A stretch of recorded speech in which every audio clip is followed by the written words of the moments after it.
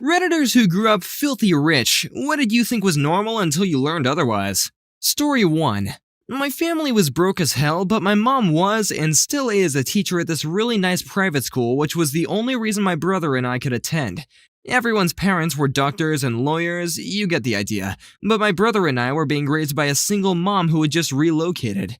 We were living in the trailer park in the middle of nowhere for cheap-ass rent. We didn't always know when the next meal was coming. One day during lunch, the kids noticed that all I had was a peanut butter sandwich with a tiny bag of pretzels. One dude says, "Whoa, you must really not be hungry." Since I was 6 and just as clueless about any other lifestyle as he was, I just straight up told him, "We don't have any more food." I had to explain it a couple more times before he realized it. Lunch bro sheepishly asked if I would like some of his food. That orange and bag of Cheetos were the start of a now 20-year-long friendship. Story 2. I was trying to show a friend of mine that she's rich because her family had a team of maids and drivers. Seriously, a driver for every member of the family. She said she's not rich because everyone has maids and drivers. I asked her, "Do you think your maids and drivers have maids and drivers?" "Yo, dog, I'm so rich even my maids have maids." Story 3. I was poor growing up and most of my friends were poor/middle class. There was always this one dude who drove a shitty, falling apart car. He was always hustling to and from work, trying to make a buck to afford repairs for his car. We all thought he was lucky just to have the car. One night, after we had been friends for a while, he invited a bunch of us over to his house. Even offered to pick us all up since no one else had our own wheels. Imagine our surprise when he rolled up into the ritziest neighborhood in our area. The dude lived in a freaking mansion, indoor pool, elevator, the whole 9 yards. We were flummoxed. Someone said, "Dude, we had no idea you were rich." His answer, "I'm not rich, my parents are. They worked very hard to get that way." At first we felt bad for him, freaking filthy rich parents, and this dude is working his ass off to afford a beater. Now I get it though. Just wanted to point out, I grew up in a major East Coast city with a good, though sometimes annoying, public transportation system. Having a car wasn't a necessity by any stretch, but it did make life a bit easier. Having a car at 17 of any sort was definitely impressive in my circle. Story 4. Honestly, it was the little things. I knew we had a nicer car than average and a bigger house, went on more trips, etc. But I thought everyone's fridges had wood-paneled cabinet doors, for example. We had a Sub-Zero built-in fridge and freezer. The first time I saw a metal fridge, I thought it was weird, but I thought it was even weirder that the fridge and freezers were combined. Then I got really jealous because you could put magnets on it. I also thought everyone had a central vacuum system where you could sweep dirt into a little hole under the cabinets by the floor and it sucks it up. We had these little holes all over in every room, stuff like that. Your floors had built-in vacuums? You son of a bitch! Story 5. Kidnapping. Whenever we traveled, there were guards and I was trained in what to do if it happened. We had insurance policies against it, and when I dated a middle-class suburbanite and then talked about it, she thought I was just being paranoid. But that was a thing. Story 6. I spent my late teens and early 20s butlering for a very, very wealthy, not billionaire but not far off family. They had 2 school-aged children that I would drop off in the morning. The older of the 2 was amazed to learn that I didn't have a holiday home to go to when I took time off. Story 7. I feel bad having said this while joining a friend on a road trip up into the mountains at his brother's house. There was slow as balls internet at the house we were going to, and the connection dropped off frequently. I didn't have my car with me since I was on a road trip and with someone else at the time. This was also before personal Wi-Fi was a thing, and my cell phone at the time was a state-of-the-art brick phone from Nokia, thus no hotspot. Me. If there's any way I could borrow a car to hop into town for internet tomorrow, that would be awesome. Friend. Well, my brother uses his car every day, and I'm using mine to go to that event we talked about. Me. That's fine. Is it okay if we use his extra car? Awkward silence until... Friend. He just has that one car. Story 8. Growing up, I thought apartment buildings were only for college students. I didn't know that families lived in them. Story 9. I thought until the start of high school that a $100 bottle of wine was cheap. Expensive ones are several thousand after all. At the end of the year, we decided to offer a retirement teacher a bottle of wine, and he said, "Don't buy me a $100 bottle." I made a joke about how picky he was and made a fool of myself. Story 10. John Travolta told a cute story about his daughter once. They had to fly commercially once, and she was shocked, incredulous, and asked, "Daddy, who are all these people on our plane?" She thought everyone had their own 757. Story 11. To never discuss the affordability of things within a family. I thought it was totally taboo. This isn't to say I got everything I wanted growing up. I was an obsessively frugal kid. But I was never denied something based on, "we can't afford that." I was pretty shocked in elementary school when my friend's mom told her they couldn't afford to buy something. I guess in my mind it was impolite for my parents to talk about money issues with kids, and it hadn't yet dawned on me that sometimes that's unavoidable. Getting a lot of responses from people from a range of backgrounds with the same experience, which is interesting.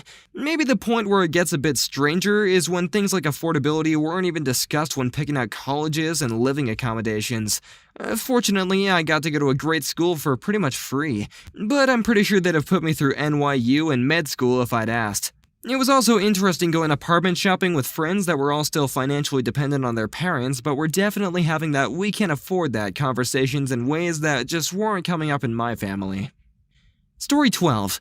I thought everyone got to eat dinner quite often with the president. I always thought the president has dinner at random houses until I learned otherwise when I joined the regular school. I was homeschooled until the age of 9. No kid believed my dinner story. 13. I would say rich in the area by comparison.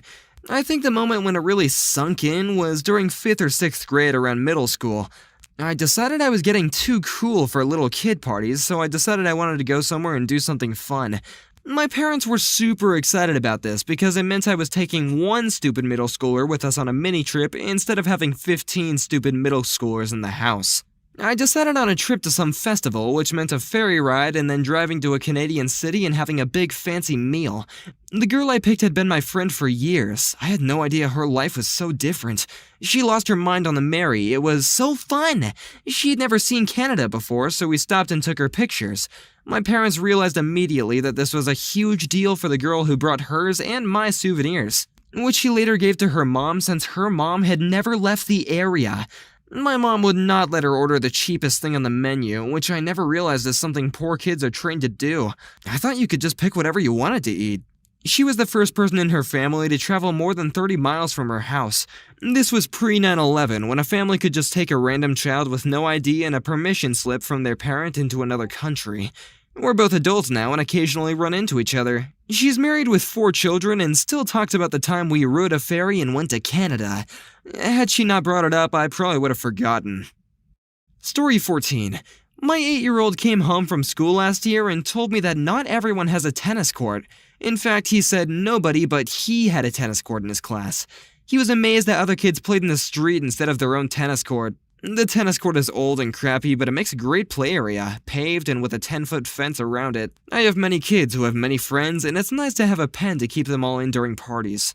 I think the term you're looking for is a prison yard, not a tennis court.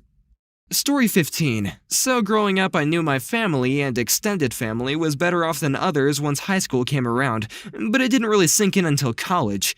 My parents immigrated from Iran to the US. I was a little kid. I didn't have anything. My parents had engineering degrees, civil and computer, but my father wasn't allowed to work in our home country because he studied in the West. When we came here, they didn't speak English, so I couldn't work in their profession either. My mom stayed home with my brother and me, and my father worked several jobs. He saved up, along with a little bit of money that was finally unfrozen, and started a small business. It grew very rapidly, but my parents didn't really change their own lifestyle. Since I was too young to really know what money is spent on when we were this poor, it didn't really occur to me that we became rich. I just assumed that this is what everyone in America did, the American dream, and that everyone else was like this. Starts poor and then can afford all sorts of stuff. It didn't help that my middle school and high school were very split between the rich and poor, so I figured the latter group was just in the process. I always heard college was expensive and some people could afford it, or that their parents had to save up for the kid and had to get a job. I thought it was $1 million per year. I figured that seemed like something people could afford. I based that on thinking that the middle class made $1 million a year, so spending a year's wage on 1 year of college would be unreasonable. I found out that the average salary was less than my brother would spend on partying on a weekend in college. Also, allowances growing up. I never had one and everyone else did, so I figured they were all rich. Then one day I found out this girl I was seeing at the end of high school had an allowance of $50 per month and it blew my mind. To my parents' credit, we immigrated to the States with nothing and they built a successful business. They also raised us very frugally. My dad still drives a 2001 Jeep Liberty and my mom a 2003 Ford Expedition. My brother and a few cousins love spending though. They taught us to be very disciplined and financially savvy.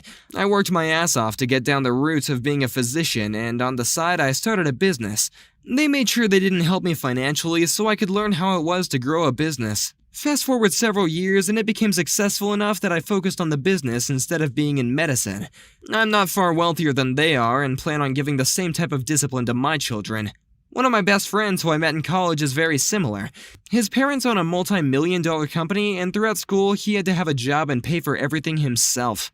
Story 16. My parents paid in full time for my $60,000 a year college tuition. I was always grateful for that, but it wasn't until the post-grad reality of my friends working to pay off their student loan debt while I was able to directly pursue professional goals that I truly realized the advantage I had from my parents' wealth. I had always known that we were well off, but it wasn't until after college that I truly appreciated that, I guess. I hope I can pay them back for that someday. Story 17. I lived overseas for a year when I was in high school and attended an international school. Though my family was decidedly middle class in the US, my dad was being paid several more times to work abroad than he had been at home. I'm fairly certain my family was the least well off in the entire school. None of these kids ever seem to realize how fabulously wealthy they are. A few examples. Several boys from North Korea. I don't know exactly how high up in the political world of the DPRK you need to be allowed to send your children abroad for an education, but these kids showed up to school in brand new Benzes for a start. One friend of mine lived in a luxury high-rise in the single richest enclave in the city where I lived. His parents lived on the 16th floor, each floor was a single unit, and he lived on the 17th floor in his own unit. He had his own live-in maid and driver as well. Another friend's parents ran the largest import/export company in the country. He had 2 bodyguards and was driven around in his own armored, bulletproof SUV. The windows were 2 inches thick and didn't roll down. I attended his birthday party, which was on his dad's 180-foot super yacht. It wasn't uncommon for my friends to spend 3-day weekends in Bali, the Maldives, or wherever their vacation homes were happened to be. I'm still friends with several of them through social media, and the most frequent post I see from several of them is, off to somewhere for the week, then on to somewhere, etc. Story 18. My roommate in college would order a catered meal for every dinner. Like he'd have a restaurant bring in so much takeout that they would bring it to him on those aluminum trays and heaters underneath. And a server would stick around to dish out the food and clean up afterward. It took us a couple months to realize that he thought this was totally normal behavior and was confused why we made such a big deal out of it. He saw it as a kind of splurge, but not crazy out of the ordinary, until I pointedly asked Kevin, the server, who else he did this for in the entire city we lived in. Just him. My roommate looked shocked. The interesting thing was the fallout. This was only part of the reality check that college dealt my roommate. He really was raised to think that catered meals and drivers and massive wardrobes were the norm, and he felt deceived. That's how his parents lived, that's how his friends lived, and he'd never known anyone who didn't live that way. I mean, it's hard to imagine, but he really did feel like his whole life was a lie, and he felt really dumb for not seeing it before. So he really swung in the other direction. He rejected his parents' help, started working on his own, and got crazy tight about finances. And he became honestly annoyed about money. But it was a learning curve, so we were patient. It was inspiring to watch someone take control of their life. We never have sympathy for the wealthy, but it was a painful growing experience for him, and I was proud. Story 19. My father was a successful chemical engineer/manufacturer and private pilot. I spent my childhood in a gated fly-in community with fully functioning airports. Not only did we have a garage full of your everyday vehicles, but we also had an airplane hangar full of classic cars that my dad enjoyed restoring. World War II-era warbirds, as well as the modern twin-engine planes he used to fly to business meetings. We owned property in Nantucket and St. Martin. And we're constantly taking extemporaneous vacations. John Travolta would walk over from time to time and shoot the shit with my dad in our hangar up until he made Pulp Fiction and was slingshotted back into relevancy. I remember having playdates with his son, Jet. Was also family friends with the well-known NASCAR drivers and would spend a lot of time over at their mansions hanging out with their kids, driving around on golf carts and shooting paintball guns. Everyone knew I had airplanes, nice cars, big homes, and what seemed like an endless supply of wealth. That was my normal. When I was about 4 years old, I made a new friend at school and I was invited to spend the afternoon at his house. It was an eye-opening experience to say the very least, and when I returned home, still very confused, I remember saying something along the lines of, "Mommy, they lived in a really small house and they don't have an airplane hangar." My mom was slightly horrified at the realization that this was my reality and had to explain to me that not everyone has the same things that we have. Life has changed a lot for me since the 90s. When I moved away for college, my dad suffered a series of mini strokes which subsequently caused progressive dementia. Towards the end, he couldn't even tell you what year it was. My father passed away in January, and I've been spending a lot of time recently looking through old photo albums and listening to stories. Maybe that's why I felt compelled to share this with all you guys. Being rich is nice, don't get me wrong, but I would give it all back in a heartbeat just to spend a little more time with the dad I used to know. The man who is the master of his own universe. There is still so much to learn from him, but what I'm left with are the cherished memories of my childhood that will forever put into perspective just how lucky I really was. Story 20. My mom was really into fashion, so I used to get rid of old clothes pretty much every season and have new clothes almost constantly. I realized this wasn't normal around middle school and high school when people talked to me about having their clothes for years at a time. Old habits are hard to break, but I shop a lot less than she did. At least we gave the old clothes to Goodwill. Story 21. I don't know about normal, but I was 23 the first time I had to figure out how to use a washing machine. To this day, I can remember how helpless I felt staring at it like a dead fish. I had to call the family maid. Also, I didn't know what an onion actually looked like until my mid-20s. Not last, but not least either.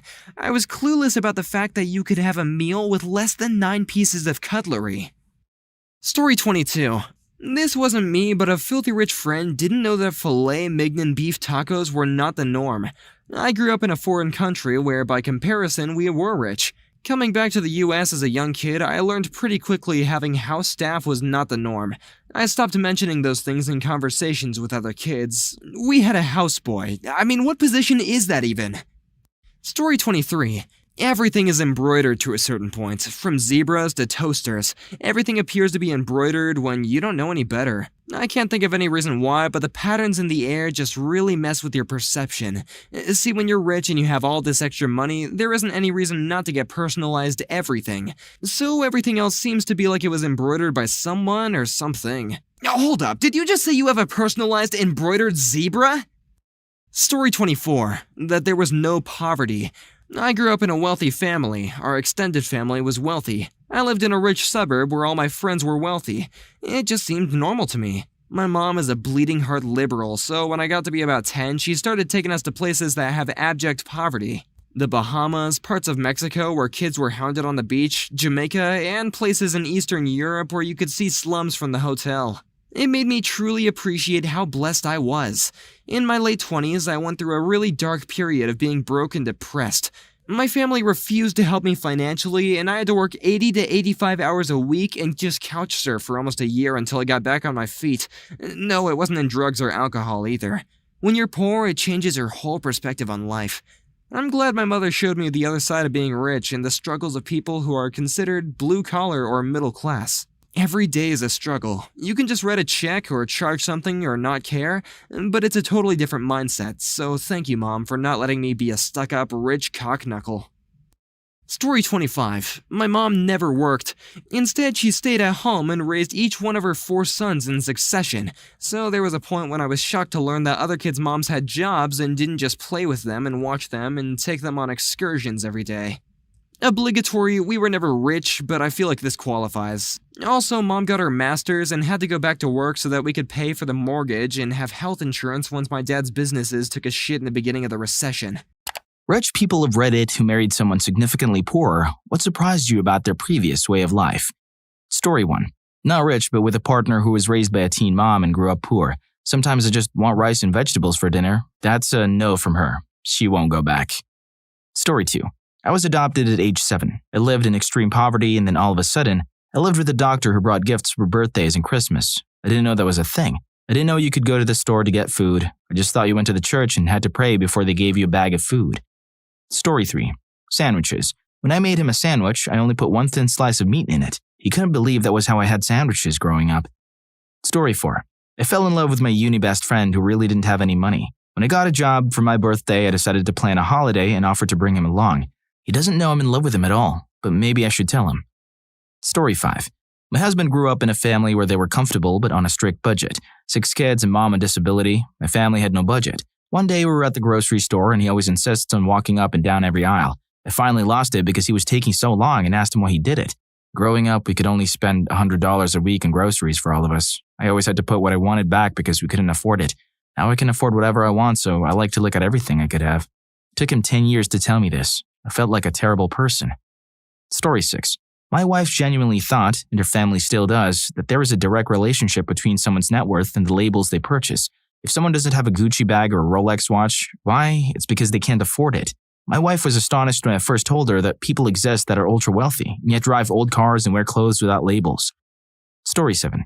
I was with a girl for a while who grew up in a pretty broken home. Still surprises me just how bad her spending habits are. She racks up credit card debt like it's nothing. Story 8. Hamburger Helper. She hates it because it would be her meal 5 times a week growing up. I had never seen Hamburger Helper before I went to college and loved that stuff. 10 for $10 deals are awesome. Story 9. Differences in our childhoods. Disneyland. Me. Went to Disneyland often. Part of the experience was eating the expensive food there. Her. Did not go often. Brought in food. Birthdays and Christmas. Me. Had big parties with lots of friends. Gifts. Her. No gifts. Didn't really celebrate. Expectations and disappointments. Me. Because I was never constantly growing up in disappointments, I didn't care if something didn't work out as I expected. I'd take a chance anyways. Her. Constant disappointment, so as a defense mechanism, she never expected much anymore out of fear of disappointment. Story 10. More of a funny incident, but I was the poor one. My husband, at the time still my boyfriend, took me out to a very nice restaurant. Waiter asked if I wanted pepper on my Caesar salad that was just made tableside. I said sure, and he went about it. The thing is, I didn't know how you had to say stop. My husband slowly realizes this, but decides to see it play out. He did eventually say that I need to say stop. I just thought a Caesar was this way as it was my first time even eating a salad that wasn't just iceberg and ranch dressing. It tasted fine, just a little bit too much pepper. Story 11. My significant other said, "Today I made rent. Today I've earned enough or accumulated enough to pay the rent. I realized this is a monthly accomplishment to someone with no fixed income or salary." Story 12. When the family had people over for dinner, if they ended the prayer before the meal with FHB, Amen, it was a signal to let the children know that they don't have enough food for everyone. So take smaller servings and let the guests get a regular serving. FHB means family hold back. They were always generous to their friends and didn't let their lack of funds embarrass themselves when doing so. Story 13. Honestly, food insecurity. When we were first married, she would get visibly uneasy if the food in the house was running low. She never overeats or anything, she was just always concerned about it. A lot of times when she was younger, she went hungry. On the humorous side though, she hates camping. Her answer is always the same. I camped because it was fun. She camped because they couldn't afford hotels. Just a quick side note, if you like our content and love listening to our stories, please press the subscribe button and turn on the notification bell so you'll get updated for our future uploads. Now back to the stories. Story 14. She and her mother lived with her grandfather to not be homeless because her grandfather owned a house. She was putting community college payments in her credit card and building debt with it. I paid off her credit cards when we were dating and she cried at me for being so nice. It was only like $1,300. I bought a condo, then we got married, then we bought a house. I never really considered myself rich until I started dating her and learned that a trip to Wendy's was a treat. I grew up middle class and we're currently middle class. Story 15. My wife was born and raised in the Soviet Union. She still goes crazy for fresh fruit like it's the most extravagant luxury. Story 16. The prevailing mindset in his community growing up was that insurance was something only rich people had.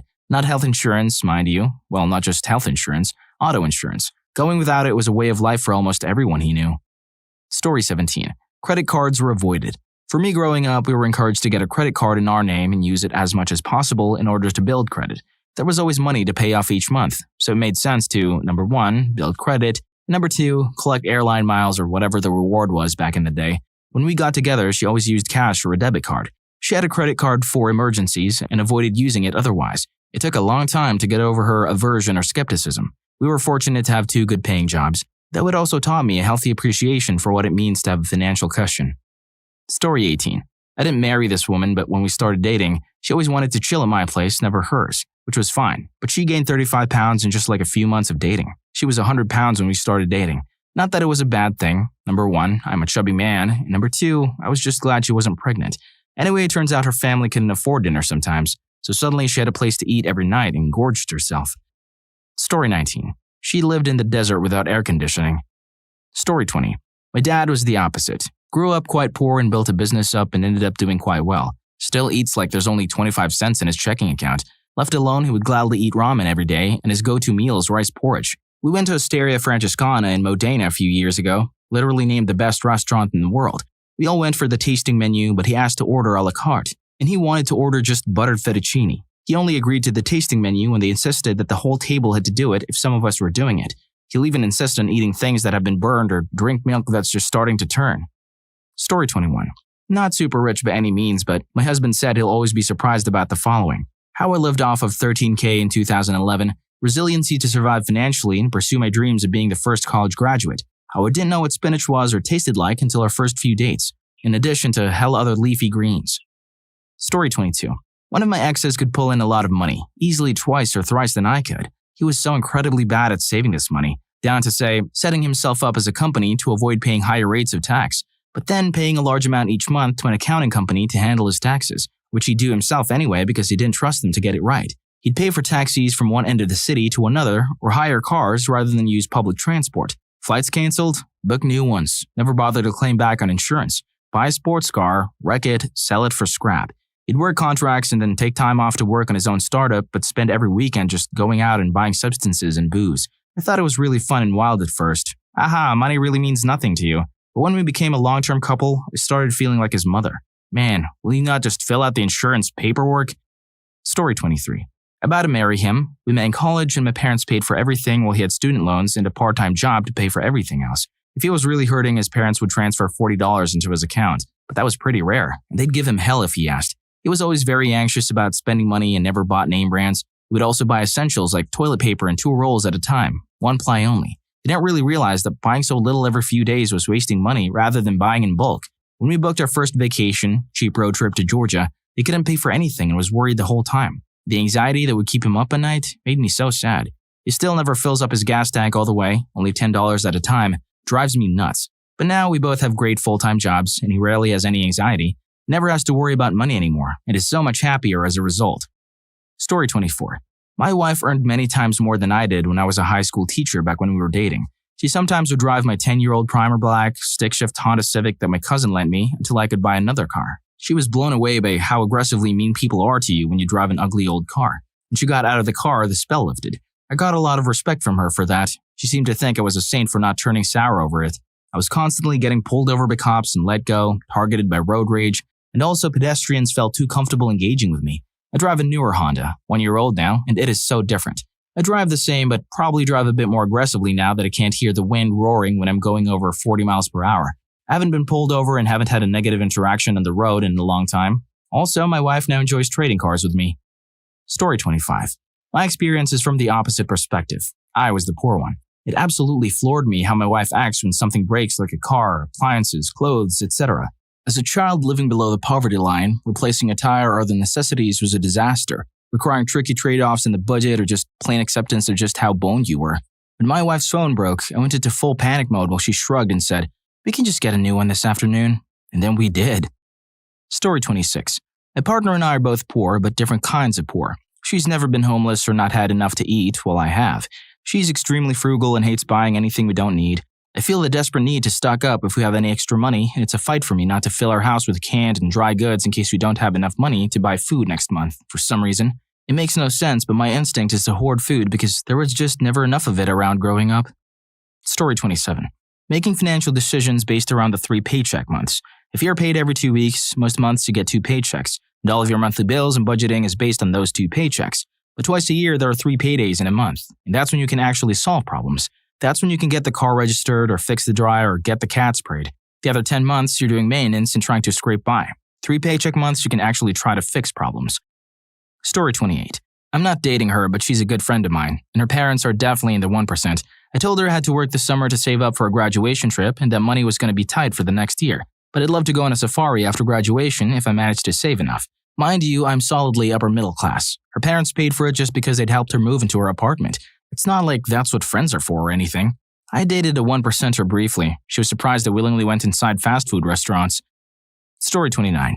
He was making good money but came from a poor family. One thing that surprised me was the lack of budgeting. No knowledge of a 401k or Roth IRA. Retirement seemed like something that he'd never get to do. So even though he made good money, he was starting to rack up credit card debt. Now he's much better at it than I am. He adores budgeting and looks forward to FIRE. Story 30. Long-term dating, pets. I was always surprised by the number of pets she and her family had living in the trailer and how much of a share of their income they spent on them. Well, pets give you unconditional love. That's important when you don't have much else. Also much better than substances. Story 31.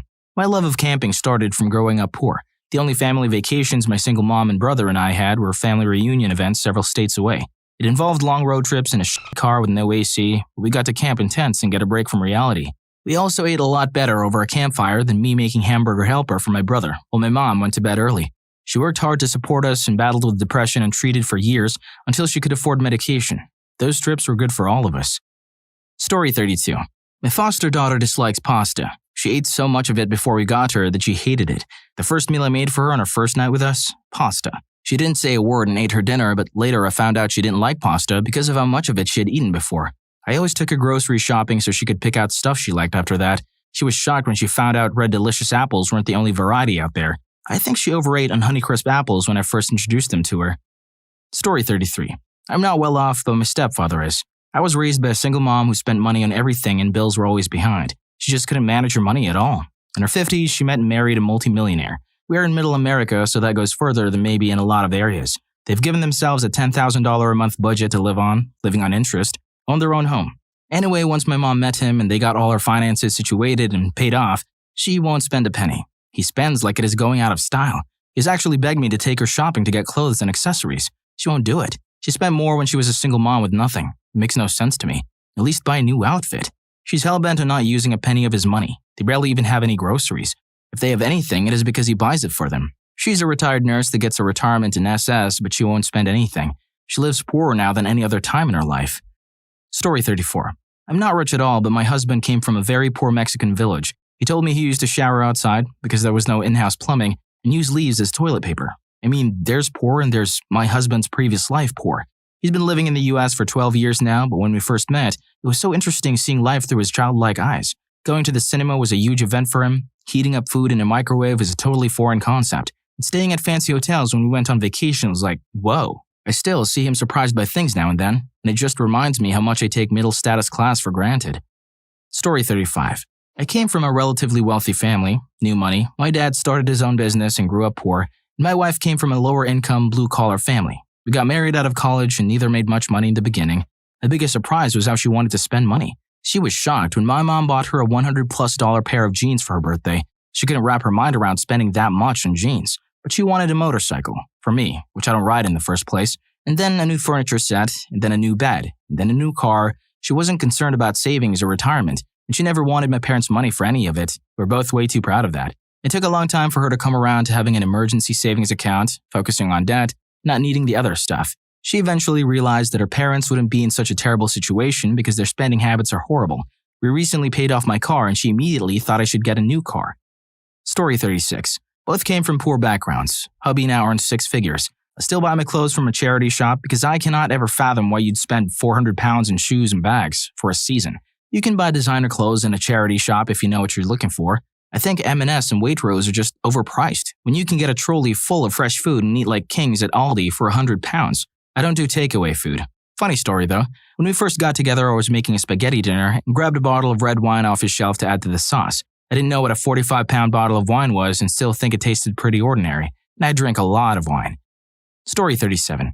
I come from a family just a bit higher than the top 1%. I was walking out of my ex's garage and I saw a lawnmower. I asked her why they owned their own lawnmower if they weren't in the landscaping business. That was the day I learned most people don't hire other people to mow their lawns. Story 38.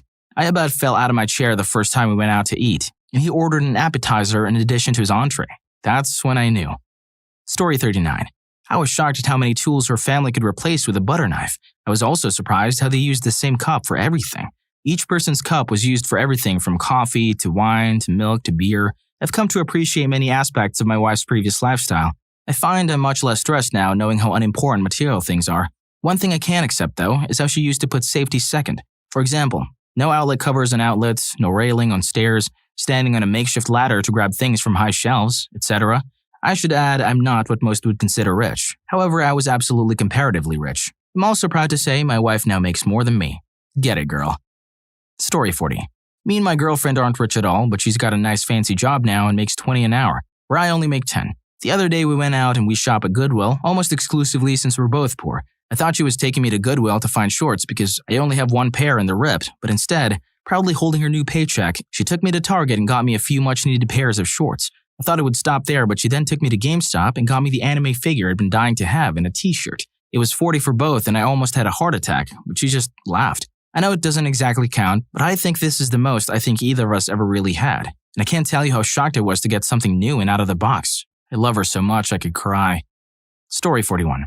I had an ex that must have made 6 figures as a specialty electrician of some sort, but legitimately had no clue how much because his work would pay for things for him. I have no idea how it all worked out, but his work paid for all of his lodging and recurring bills, cable, utilities, weekly maid service, so he had no idea how much any of that stuff was. Even after that, he ate out, drank, and smoked constantly, had multiple state-of-the-art entertainment systems, played hockey, had Yankee season tickets, $10,000 plus, and kept envelopes of cash from cashed paychecks around his house.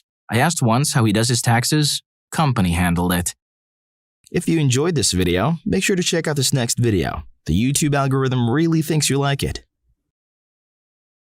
People who grew up middle or upper class, what did you not believe about low-income households, but it was actually true?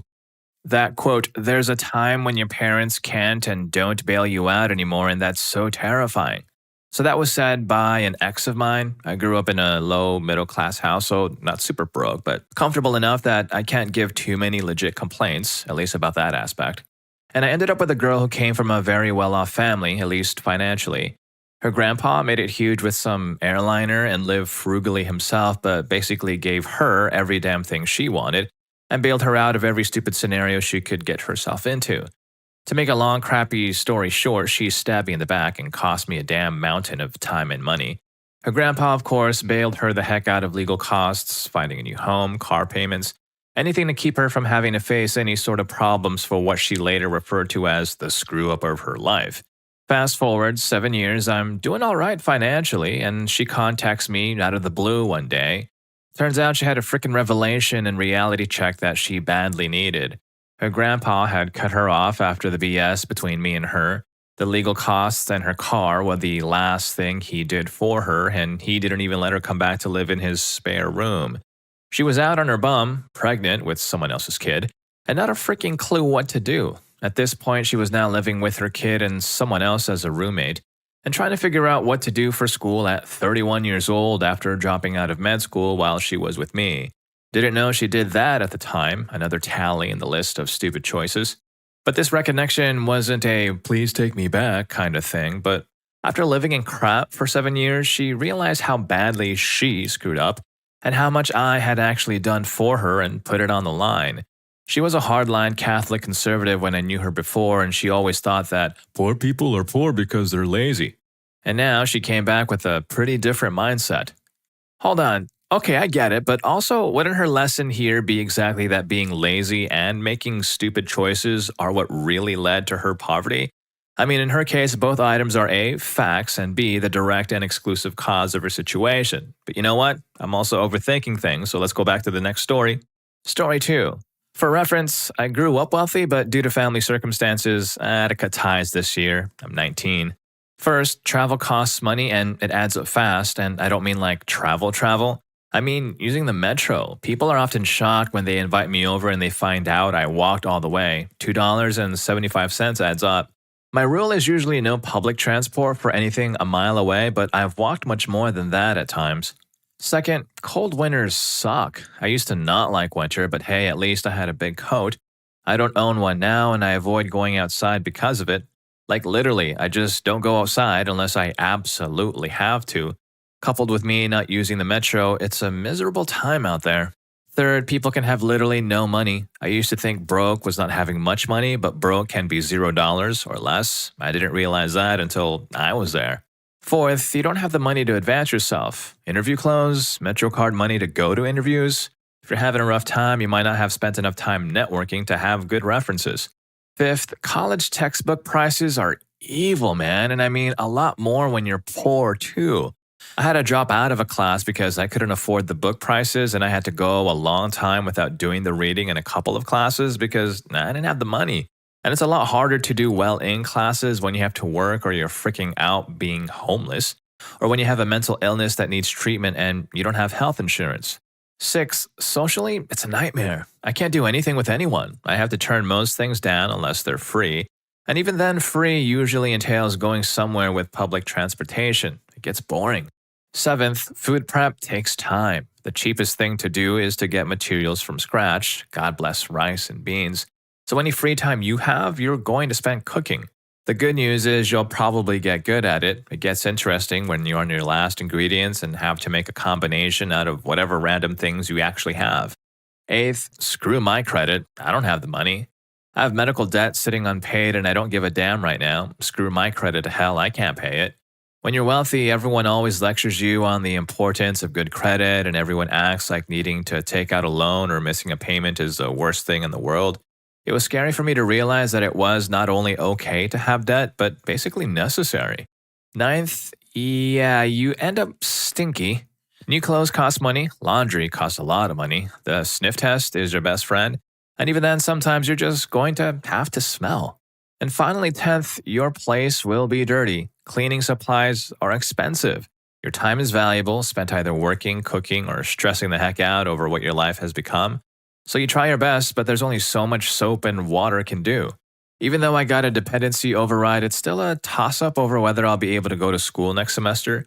And if I can't, I'll lose housing and end up on the streets. The stress is real, and none of growing up pampered could have prepared me for it. Story 3. I grew up pretty privileged, but I wasn't too sheltered. I know I never felt rich growing up. It's hard to feel rich when your friends' parents are some of the richest people in the country or the world. I thought we were just merely comfortable. What I did believe was that poor people and substance dependents were that way because they didn't have as much willpower to succeed. My mother was a very successful businesswoman and she was entirely self-made. Well, why couldn't other people be like her? Going through that Ayn Rand phase in my teens didn't help either, of course. Studying economics in university again didn't help. We were taught minimum wage was bad for the economy, so were unions. Trust the market, that whole jazz. I was a proud libertarian. Then I became seriously hooked on smack. I met a lot of people I wouldn't have met otherwise, and that made me see the light. One of my dealers in particular, we would shoot and talk about smoking ice. She had always known she was going to be a dealer. Her father had been a dealer with multiple prison sentences. All her siblings were either hooked on illegal substances or selling them or in prison. She couldn't imagine a life without it. She didn't know it. I would think, if I were born in her place, could I have pulled myself out of it? I knew I couldn't have. After all, I was sitting right next to her, even after going to all the best schools and never wanting for anything, at least materially. I am no longer hooked on smack, but that part of my life changed me forever, and it's one reason why I can't entirely regret my years being dependent on it. It taught me empathy, to see people as people, not numbers. Maybe getting older would have changed me anyway, who knows, but I am still grateful. Well, it does suck that it was substance dependency that helped change this guy's perspective, but it seems like he turned it out into a positive, so congrats on kicking the habit and learning new things. Story 4. I'm currently in high school junior year and my family's in a pretty good place financially. Normally, I wouldn't just put this on the net, but both of my parents are state employees, so their pay is public anyway. My father makes about $65,000 before overtime and about $80,000 afterwards. My mother makes a little more, about $86,000. Right now, we live comfortably, but when my mother was pregnant, my dad got laid off by his previous employer, a film developing and processing plant. At the time, they were already in debt and the family home was in pretty rough shape. And at the time, my mom was a teacher in an underfunded preschool program operating out of a church basement. I don't have the exact numbers, but our household income was probably about $35,000 at the time. Luckily, after a few years, my dad found a job as an HVAC tech and my mom moved to a better funded school district. Since I was so young, I don't remember a whole lot about the time period where money was scarce, but I do remember the Christmas presents I got. I believe when I was 5, I got a $10 plastic sled and a few smaller Lego sets. Compared to today, it's hard to believe that just 10 years ago my family lived such a different lifestyle. Nowadays, we eat well and enjoy some luxuries that I know I'm lucky to have. I've always had friends from lower income families, so I don't have the same type of moment that some have had. But watching one of my friends live, he's my age, his father passed away a few years back, and his mother works as a lunch lady in a local school, has always kept me in check. I don't want to look back at my life and see a pampered brat who got whatever he wanted. I'm not taking financial aid from my parents in my college years, just enough to pay for food and basic things. But there is something I want other middle upper class kids to learn here. Don't be ashamed of having more money than your friends or peers. But humility is the most important value that you can learn in life. Treat lower income people as your equals because they are. There is a lot of talk about the growing wealth of the 1% in our society, and the only way that we can begin to dismantle classism in our world is to understand each other better. I could be the son of Scrooge McDuck or the son of a addled McDonald's worker. It makes no difference. Story 5. I'll share a story that woke me up. I was a manager on a PC refresh where we had employees out in the field. Since they were traveling, one of their perks was that we gave them $50 a day for food. All they had to do was send in their receipts. I was approving receipts for the week and noticed that one of our employees had only submitted a receipt for $25. So I called him to make sure he understood how the reimbursement process worked and to ask for the rest of his receipts, which typically were around $300 a week. He told me that all he bought for the week was bread and bologna since he didn't have the money to front the expenses, which is why the receipt was so low. I was floored, and that is when I started to realize what it means to not have any savings or access to credit. Needless to say, we fronted him the money the next week. Can I come and work for you? 'Cause $50 a day for food? Yeah, pretty good deal to me. I will clean while I'm on my belly with a one-bristle toothbrush for that kind of stuff. Seriously though, he sounds like a fantastic and caring manager. Wish we all had something like that in our lives. What he did probably blew that guy's mind. He did something above and beyond. Anyway, since you're already here, please don't forget to hit that like button and subscribe to my channel if you haven't already. Story 6. I don't have a concept of kids not having new toys, clothes, and electronic devices. The idea of something being pre-used I thought only came from yard sales and you didn't have to get things that way. It was just better because they often had toys you couldn't find at a store. The idea of going to bed hungry I thought only happened in third world countries. I had seen homeless people but believed they were alcoholics. In general, anyone struggling for the basics of life I really just didn't understand. My school had a breakfast program for kids who were less well off, and I thought they just went there to hang out with friends or their parents were too lazy to make them breakfast. I didn't understand why some kids couldn't go on field trips. Family vacations seemed normal to me. But I think the worst of it all was believing my family was actually poor. We didn't have the newest toys or electronics as soon as they came out. Our clothes came from Walmart and we were never out of the country for a vacation. My parents were always complaining about not having any money for bills and things they wanted to do, but as I got older, I realized they just didn't manage their money well. We lived in a house they owned, had enough food that a lot of it went bad, had mountains of toys and lots of video games, and were generally getting $500 to $700 worth of new things each Christmas. Living on my own with no financial support from them has taught me a lot, and I'm grateful about that. I just wish I had understood this growing up so I knew how lucky I was. Story 7. A few that comes to mind. First, that kids had to help pay the bills. Second, minor inconveniences for normal people, parking tickets, a malfunctioning fridge, a flat tire, etc., are potentially catastrophic for poor people with no financial cushions. Third, I always thought people talking about their fridge being empty was an exaggeration. Like there's plenty of food, just nothing you want to eat. Then I started dating a girl who didn't have a lot of money, and I opened the fridge door and only saw Hawaiian punch and ketchup. And I was just like, well, damn. And fourth, eating out at restaurants isn't common for everyone. My mom gave a girl on my basketball team a ride home from an away game. I can't remember the reason. We decided to grab a bite to eat and asked her if she had a preference. She picked a buffet place, saying that it is where her family goes. Turns out it was the only restaurant she'd been to other than fast food from time to time. A few months later, she was with us at an Italian place that was slightly upscale. She didn't know how to order, so my mom did it for her. For dessert, she asked for cherry cheesecake and then whispered to me that she'd just scraped the cherries off. I flagged down the server and had them change it to plain cheesecake. I felt so sorry for her because she was just uncomfortable. I also realized I was pretty spoiled and appreciated my parents so much more.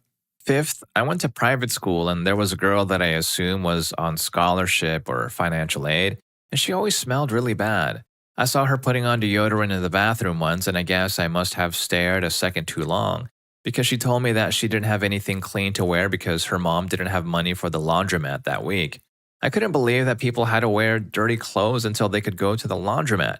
I just thought everyone had a washing machine in their house. Story 8. I grew up poor. When I went to prom, a rich girl in one of my classes gave me a dress. She knew my family situation and just brought it to me in a bag a couple of weeks before the dance. I hemmed it and cut off the sleeves. I was at home the day of the prom doing my hair, makeup, and nails all by myself.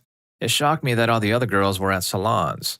I was a punk and wore band tees and combat boots usually. I showed up to the prom looking really good. Everyone was shocked, and the principal even came over to me and commented on how I looked. I hated almost everyone at my school, but that night I felt like I belonged.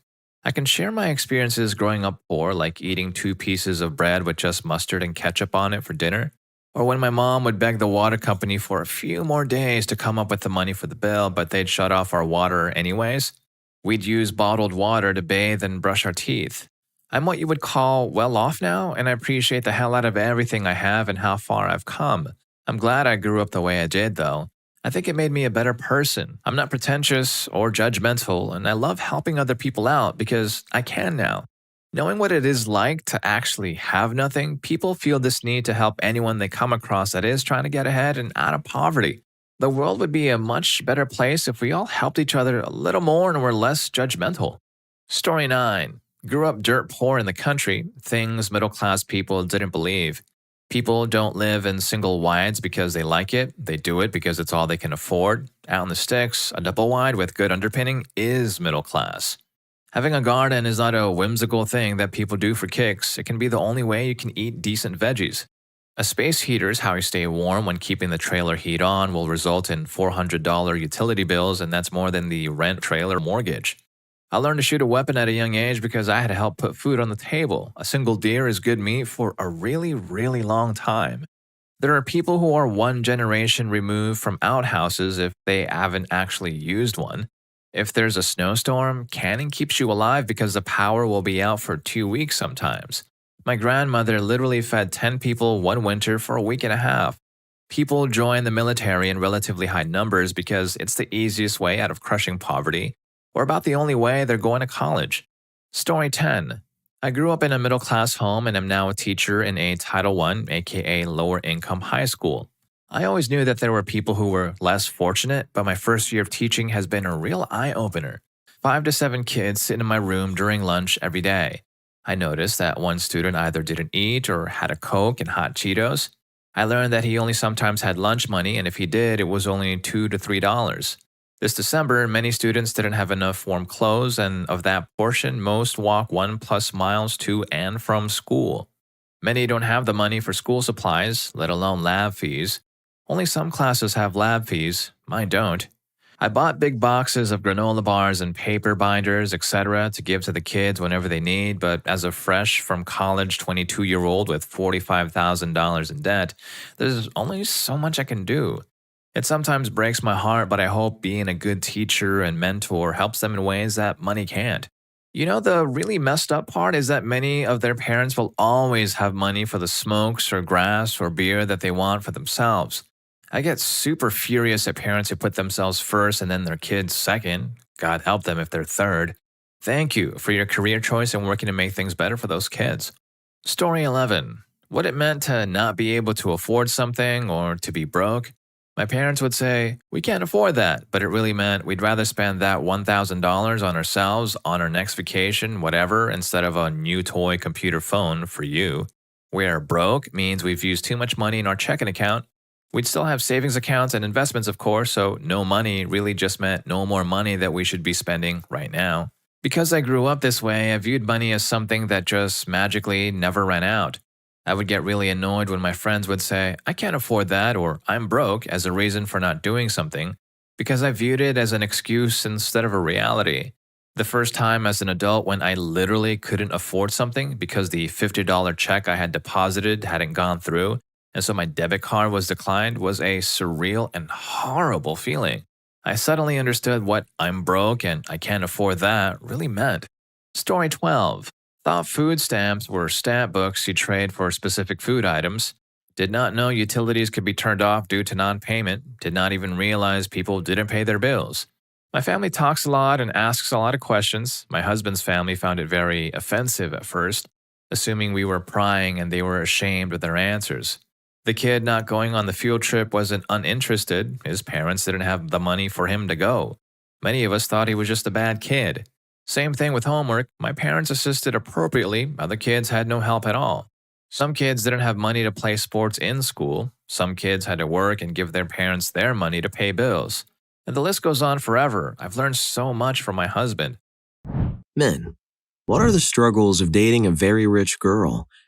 This is probably going to get buried, but I've always wanted to write it out. I was never sure how rich she was. I just knew her family had property in a couple places in the US and China. And this is also how I found out property in China is dumb expensive. When she went for the holidays, if she wanted to stay in Shanghai and then go to Beijing later, she didn't have to look at hotels or Airbnb. She just had to make sure she grabbed the right set of keys. It was weird. She wasn't dripping with designer clothes and drove a fuel-efficient compact, but just looking at where her family had apartments or houses, I can only imagine. She was a super sweet, down-to-earth girl. Biggest heart in the world. Very hardworking and acted like a child in a candy shop everywhere she went. I think the biggest strain came when we would eat together. For me, money was tight, and the best way to stretch my college scholarship money was to cook meals in bulk. Before she met me, she ate out literally every single meal. At first, it took some adjusting and rebudgeting. Bless her heart. She understood and found compromises. She loved my cooking and would surprise me with groceries and then say I have to pay her back by cooking whatever she wanted. Every once in a while, she'd pick up the entirety of a bill that we were supposed to split, but she always found a way to make sure I didn't feel down about it. I don't think she ever once bought me an expensive gift. Most things were either handmade or were very thoughtful. For example, shoes I'd been eyeing for months but couldn't afford, and she noticed them on my computer browser. I miss that girl. I hope she's doing well. Man, how could you break up with such a girl? Story 2. If you're coming from a very poor family, as was my case, expect a lot of bickering when it comes to financial issues. I was raised very poor. Now I make a decent amount of money, but if I'm ever in a situation where I have a lot of expenses and may run into financial issues, I tend to panic a little bit and plan my spending extremely carefully. My wife came from a wealthy family and she never had to deal with financial struggles at any point in her life, and she doesn't quite care about spending a lot of money. Basically, she doesn't think past the fact that we can afford something. She doesn't think about possibly needing money in the future, and that's where we always bicker. In short, make sure you ask her to let you know before she spends more than X amount. That was the solution we came up with, and it has actually saved us from a lot of financial trouble. Spending should be a thing you both agree on. Otherwise, it's not going to work out. Story 3. I dated a girl in college that came from a very wealthy family. Texas oil money. Like, she flew from Dallas to Florida, where she went to school in her daddy's business jet. That kind of rich. I think the biggest thing for me was how out of touch she was with everyday money issues. For example, someone smashed into my car in the parking lot and I was totally upset about it. She was like, "It's okay, you can just get a new one." She had no concept of how insurance or deductibles work, and she didn't understand that I could not simply go out and get it fixed right away. Another example was that she wanted me to go to Miami to see a U2 concert with her. She had front row tickets. I couldn't go because I had to work. She didn't understand that my boss would not care about how cool it would be to see U2. This was before they became terrible. Story 4. Admitting financial struggles. When my wife and I were dating in university, her family invited me up to their cottage during the break between Christmas and New Year's to ski, skate, and otherwise play in the snow. I wanted to go, but I didn't know how to ski and had no outdoor clothing appropriate to be out in the snow. No ski jacket, pants, or boots. I declined the invitation. But my then girlfriend was really sad and asked why. I had to admit I didn't have the gear needed and I couldn't afford them. She then passed it on to her family, and when I visited them on Christmas Day, they led me to a room with 3 types of everything new with tags laid out and a bed for me to choose from. It was a wonderful gesture, but I had mixed feelings. I appreciated the gear very much, but it felt like a charity case. We're both professionals and doing pretty well by most standards, but our fairly quiet or comfortable life is still different from how she was raised. Our in-laws have several international properties, so we can afford to travel by visiting the same places and staying at their places. It doesn't feel too weird now being around her family. We have several kids, so that's the focus of get-togethers. I'm treated well, and they're genuinely nice people. We've had to ask them to tone down Christmases for our kids, and they've been respectful of that. Their gifts were dwarfing ours. But again, that's not a terrible problem to have. Also, managing expectations of my wife for travel and expectations with children's activities. She was used to jetting away whenever they felt like it and had her own horses growing up. That's just not an option for us. We do okay and we're happy. But horses are not financially viable. Who needs a ski resort when you've got your own personal gear shop at the in-laws' place? Story 5. Let me tell a story that I think will provide a nice contrast to the majority of the comments here. The story isn't mine, but that of a close friend's brother. So Joe went away to college and met Sarah there halfway through freshman year. They were on again, off again, for a few months, before deciding to date seriously in junior year. They met each other's families on vacation or when they would come to visit their kids at school.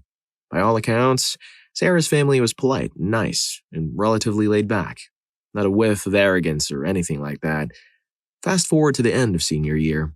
Joe's paternal grandfather is on his last breath, and Joe desperately wants to go say goodbye. However, they go to school in a small town with a private airport. Think Cessnas. And the closest majority airport is several hours away by car. And neither of them have a car. Said airport also didn't have a direct flight, so it would have been pushing 24 hours until he got to the hospice center to see his grandfather. This was destroying Joe, as he and Grandpa were very close and he was essentially a second father to him. Without a word, Sarah pulled Joe into a cab and took him to the airport. Waiting for them was Sarah's family's private plane. Joe and my friend and her family were all astounded. They had no idea Sarah's family was wealthy, and especially not private plane wealthy. Anyways, off Joe went and he said goodbye and he flew coach back to school. Sarah never said a word about it one way or the other, and neither did Joe. They're now married and both doing well in their careers, and from what I can tell, live a very normal life. But every once in a while, they disappear off to some remote island or jungle or mountain for a few days a year and don't tell anyone but their family where they're going. Story 6. My then fiancé, now wife, did something similar with a Story 5, but the Kirkland version. One of my closest friends had been found unresponsive, and I just moved to my wife's city because I was going to propose as soon as I found a full-time job. I was sleeping on a couch, doing delivery driving for rent money while I sent out resumes. No chance I could afford a flight and pay rent, especially a last-minute ticket. I called her in a panic at 3 a.m., and she just said she'd be at my place ASAP. Showed up with coffee, snacks, and her debit card. Dropped me at the airport and told me to buy whatever flight got me there first. We talk a lot about money now, and I'd say we have a very healthy relationship to our spending. But it was scary to start that while dating. I was in debt from grad school. Our grandparents paid for one of the most expensive private schools in the country. I was on a rice and beans diet, and not for the first time. She had last-minute plane ticket money. I didn't grow up poor or anything, but during grad school, I was living paycheck to paycheck working at a nonprofit. She had a full-time job on top of the family security. It's not a private jet, but the flexibility to afford several $100s without question was both a beautiful gift and pretty intimidating. In fact, I took a Greyhound back because I was too scared to put a second flight in her card. It was terrible. Story 7.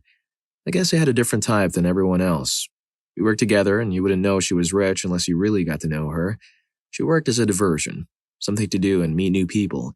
She never looked at the price of anything. Had a $5,000 watch, Dolce & Gabbana glasses she would break at least once a month because she's clumsy. Very humble, very sweet, and probably the hardest worker there. We were managers. The issue was that there was absolutely nothing we could do together that was new to her. She had more money and free time. Her bucket list was completed by 22. There was nothing new or fresh within my, I don't know the word, realm, ability. We got along great. And I found out from a mutual friend she was excited to be with someone not using her or groveling because she was get-stuffed levels of rich. It was my pride, I think, that ruined it. Nothing she did. I had issues letting her pay for everything, and I was unable to show her anything she hadn't seen. I stopped being fun because I couldn't wow or impress her, and it got in my head. She was perfectly happy doing normal things, but it wasn't enough for me. I had to impress her. We lost contact years ago. I hope she's doing well. She was awesome and deserves to be happy. I'm happy where I ended up. I'm madly in love with my wife and couldn't imagine a life without her. If I could go back and change things, I wouldn't, because I'd want to end up with the one I have, who's also way out of my league. That being said, I think I'm one of the incredibly few guys who met two keepers in his life. I stand by my choice. Story 8. Not rich, but more than middle class. Meeting the people she knows. It's hard to talk about my average self when my audience is a collection of some of the most gifted, driven, accomplished people I've come across. For instance, the first friend she introduced me to. One had temporarily quit healthcare, traveled the world making a documentary, and then spent 6 months delivering healthcare in some third world country. Returning a few weeks before we met, and the other had entered into sports journalism and is very quickly climbing the ladder to one of the most reputable newspapers of the nation. After hearing them share their interesting stories about each other, it came to me. I'm sitting there, trying my best to make. I fixed up a rental property, then spent 4 hours a night studying every day of the past couple months. Sound interesting? This happens almost every time. Theoretical physicists, accomplished sportsmen, artists, and a lot of medical students or professionals. Then me, a glorified wide van man with aspirations and something I should have studied 7 years earlier, instead of going straight into the workforce with a forklift license. Story 9. I married a wealthy girl and it was weird at first. Luckily, I make a 6-figure salary, so I didn't feel completely out of my element. But I remember the first time her parents invited us to the country club in the summer. My, at the time, girlfriend, wife asked me what I was going to wear and I was baffled. At that point, I just wore jeans, t-shirts, flannels, and gym shorts. I had a great collection of shoes, but they were basically boots, flip-flops, or Vans tennis shoes. I didn't play golf, but I did play a bunch of disc golf. I had to go out, buy new outfits, learn proper silverware techniques and all that. Years later, I've become very close with her family, but at one point, I had to stand up and draw a line in the sand, which basically said I'm never going to pop my collar, wear dress shoes or jeans, or join this country club. I'm always going to smoke, own a pit bull, or 2, and stay home on Sunday mornings. But I will make sure your daughter has the best life I can possibly provide her. Now we're very close, and they feel bad because they're terrible grandparents, and money can't help them with that one. Story 10. She wasn't super rich, but she had an enjoyable media-related job in a decent-sized flat in the city center with modern decor and amenities. I just felt so insecure. Here's me, at the time, with a manual labor job, bewildered at the price of food and drink at this place she suggested. £4.50 a pint, and £15 for a paper-thin pizza-looking thing. I could tell she was happy in life with a job she loved. Her life was set. We still had a good night in the end. We had a few drinks, and the night had a happy ending. We talked for a while afterwards, but it just kind of fizzled out. I often thought back about that date and thought I could be like her if I just put my mind to it and got out of this terrible job. Now I'm studying at a university for a chance at a career I can be proud of. Story 11. Not the man, but the rich girl. I hope you guys are interested in my story. I come from a family who built their way in the world and got very wealthy. Growing up, my parents had me and my sister working regular jobs so we would learn the value of money. It worked. Back then, I was not allowed to date anyone until I was 18. Not that I ever cared because I was a nerd and preferred my video games to real people. When I got older and nature described to kick in, I was starting college and I met a guy. He was very handsome. I did not seem to care who my family was. I was pleased because most people would fake to be my friends because of my background. That lasted until I met his parents. He was from a lower middle class family and his parents were all about the "what are the neighbors going to think" mindset. They're so excited about me that they started being so weird. Buying a Mercedes that they could not afford, buying nice clothes, expensive wines. For Christmas, my dad gave my ex a very old bottle of wine. The following day, we went to dinner with his family and he described opening the bottle. They were so happy to drink it. They were all saying how good it was. When I smelled the wine before drinking it, I knew right away the wine was not good. It was bouchonné. It basically tasted like vinegar. The ex's family was drinking it like it was the best thing on earth.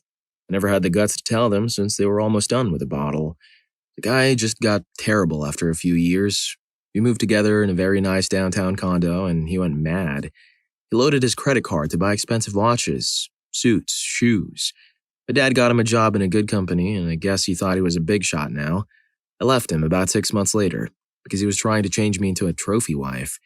He was getting upset if I did not have makeup on or if I was gaming in my PJs all day or night because, if someone would have knocked on the door and I was dressed like that, what would they have thought?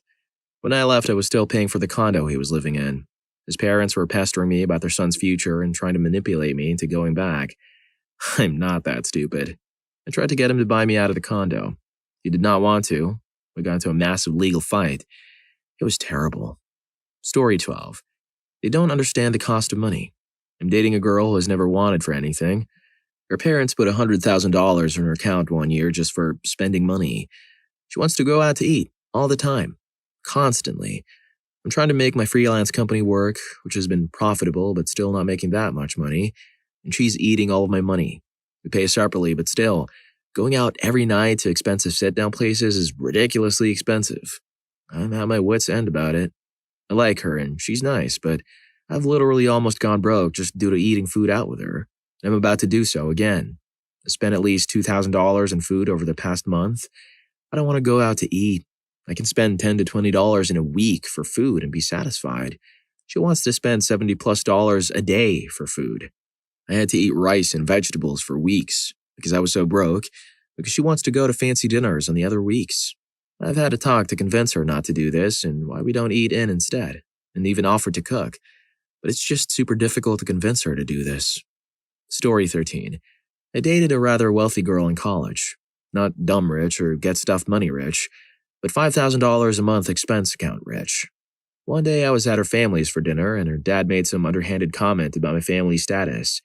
I was done hearing it, so I looked at him and asked him, "What's important to you?" He was kind of confused and I clarified, "What things in your life are important to you?" He goes on about success, career, striving to make more money, his business, and then, "Oh, and family," was the last thing he said. I simply responded, "That's where you and I differ. When someone asks me what's important to me, your daughter is at the top of my list, not an afterthought. That's why she's dating me over some other rich guy that will always put her last." His wife and my girlfriend both kind of snickered as he sat there wide-eyed. He didn't respond and went back to eating. It never bothered us again with his snide remarks. We broke up for unrelated reasons, though. There was a difference in values I couldn't get past, but I think that's one reason why she liked me. What I lacked in money, I definitely made up for in character. I had no interest in pandering to her father. It didn't intimidate me, and his status didn't mean anything to me. She loved that I was witty enough to handle as rich people talk and wasn't afraid to speak my mind. Story 14. My buddy married a super rich girl from China. He grew up in the suburbs and came from an economically poor family. He went from rags to riches. Literally started from nothing. I remember growing up as kids, he'd eat mayonnaise sandwiches at school. He changed quite a bit. He went from having nothing that was branded to suddenly having everything, including a brand new Porsche. He was outfitted with super expensive clothes, lost a bunch of weight, and turned out pretty good for himself. Anyway, he later discovered that his in-laws were just using him for immigration or business purposes, since he's a citizen here and he ended up divorcing his wife, having no kids. Half of nothing is, well, nothing. He got a divorce with the clothes on his back and his car that he was given. Since the divorce, he got a high-paying corporate job making 6 figures. Still has all his luxury goods and is currently dating someone who looks like a supermodel. Oh yeah, and he still has his Porsche SUV. He's also super generous with money. On numerous occasions, he would buy drinks, dinners, give money to friends in actual need, and feed the poor, since he grew up poor. He's sort of careless with money since he never really had it to begin with. He grew up with a minimalist lifestyle. His marriage literally changed his life. His advantage over his ex-wife was the fact that they both hated university. His ex-wife dropped out of university, but he had the nerve to keep going and actually complete his program, which is why he's making so much money now, as this became his backup plan after his divorce. Story 15. Dated the daughter of multimillionaires for 3 years. I'm a working-class lad from Yorkshire. She was Sunni Muslim and I'm non-religious. Grew up strict Christian, though. Her dad didn't like me. I have tattoos and piercings, which he despised. Her mom was lovely. The Muslim thing wasn't an issue to them. The fact that I was a different nationality and wasn't rich was the biggest issue. The relationship was great, but she was so spoiled and entitled, but because I'm the type to call people out on their BS, it kind of worked well. She needed someone to tell her no, but she'd never had before. We nearly got married, but eventually we broke up. There was a lot of pressure from her family, and she's with a Muslim guy from her home country now, which I guess was inevitable. Weirdly enough, she's one of 4 wealthy girls I've dated, and here's the biggest issue with dating rich girls, and why I'll probably never do it again. They think they can just throw money at you and it'll solve all the problems. No affection, ridiculous entitlement, inability to communicate in the depth of a puddle. Give me a working class that's up for a laugh anytime over that. If you're enjoying the video, don't forget to hit that subscribe and like button for more videos like this. Story 16. In my experience, gifts seem to be the language of love, both giving and receiving. She would buy me things and tell me how much I meant to her, and she expected the same in return. I was by no means poor, but my family believed in a strong work ethic and taught money management. So when I went to college, she only paid tuition and said I had to pay for everything else. I learned a minimum wage job makes just enough for a roof and ramen. She didn't understand that I couldn't afford gifts all the time. Also, not being able to take her out to eat, to the movies, out in the town in general on a weekly basis was a big deal. At the same time, you can't blame her. It was how her family communicated their feelings. We were both young and hadn't lived life yet. I haven't talked to her in almost 15 years. I really hope she has learned that love is not a gift purchased, but is something conveyed through speech and actions to show your significant other. Story 17. My wife is very well off. She's a super successful doctor. She makes enough money that I don't have to work. When we started dating, I was a single father living in my parents' basement. I can say this with all honesty. If she's a good person, her money doesn't matter. The people with bad experiences didn't have bad experiences with rich women. They had bad experiences with terrible people who happened to be rich. My wife was amazing. She never made me feel bad, supported me, and helped me find a career where I flourished and succeeded. Her money has never been an issue in any way. She's my best friend, and the struggles are as such. I get to fly first class to amazing places and stay in luxurious hotels. I get to make dinner and pack lunches for her for work. She works crazy hours sometimes. I get to use that time to do tons of gaming and playing with my kid. We bought a huge, awesome acreage, and I'll be retiring before 40 to take care of the property, her and my son. Her family's kind, loving, and hilarious. Super welcoming and loving my son like one of their own. They love how happy I make her and how much I take care of her. There's never been a single thing other than normal relationship fights we all occasionally have. Oh, there is one thing. She often forgets I don't make the same amount of money, so when I bought a new vehicle, she wanted us to go buy a fancy thing. I wanted to buy my own vehicle that was economical and probably used. We compromised and bought a new but not flashy truck. Also, she would spend more on a purse than I would for a used car, and I can't for the life of me wrap my head around it. But I grew up dirt poor, like no toys and spam poor, so we just grew up in different worlds. Anyways, all this babbling to say, if she's a good person raised by good people, and he or she isn't an insecure child, there are no issues. Only delightful perks you never expected. I have a thing for strong women, so her making so much money than me never bugged me. I'm just very proud of her and her passion and ambition, and that she chose me. I often joke that I'm living every 1960s girl's dream. She often jokes that she worked this hard so she could marry poor, if that's what she fell in love with. Story 18. I dated a woman for 5 years who used to spend $100,000 a month in Neiman Marcus. I grew up in the hood, got out of the hood, and our paths collided in my old job. She was probably the most attractive woman I'd ever been with, and she had money. Traveled really well. She opened my eyes to how wealthy people think as far as saying yes to opportunities and not having guilt for success. But otherwise, we lived on two completely different planets. I felt I was brought around by her wealthy friends as almost a real-life zoo animal. Look at my poor pet from this hood we've all heard about in the news. I was at the job we met through for 4 years and it didn't pay very well. She was more than happy to pay for everything, but it started getting annoying with her automatically paying. I wanted to contribute. The last year of our relationship, I landed a new job that quadrupled my income. She flipped out a little because she thought I didn't need her anymore, that I was only with her for the money. Most likely because that's how she's been with other wealthy men. That wasn't true. We loved each other and I wanted her to understand that's not how real people work. Later on, I discovered how messed up of a childhood she had and never knew what it meant to be loved properly. I think that's also why she loved me so much, because I was the first to love who she was as a person, not because of circumstances, money, or whatever other weird reasons. Being with her was probably the best 5 years of my life, but ultimately, we had to go our separate ways. I'm grateful I got to experience the things I did when we were together, and I'm incredibly fortunate to have had 5 great years living the ultimate fantasy life in most all aspects. We lived and loved as big as we could, put everything on the table, full and complete trust in every level. It was fantastic. She was definitely what I would consider to be the love of my life. Our situation was complex, and we both knew deep down it wasn't going to last. So I think it was wise for both of us to reluctantly bow out at the time we did. The race had run its course and it was time. Story 19.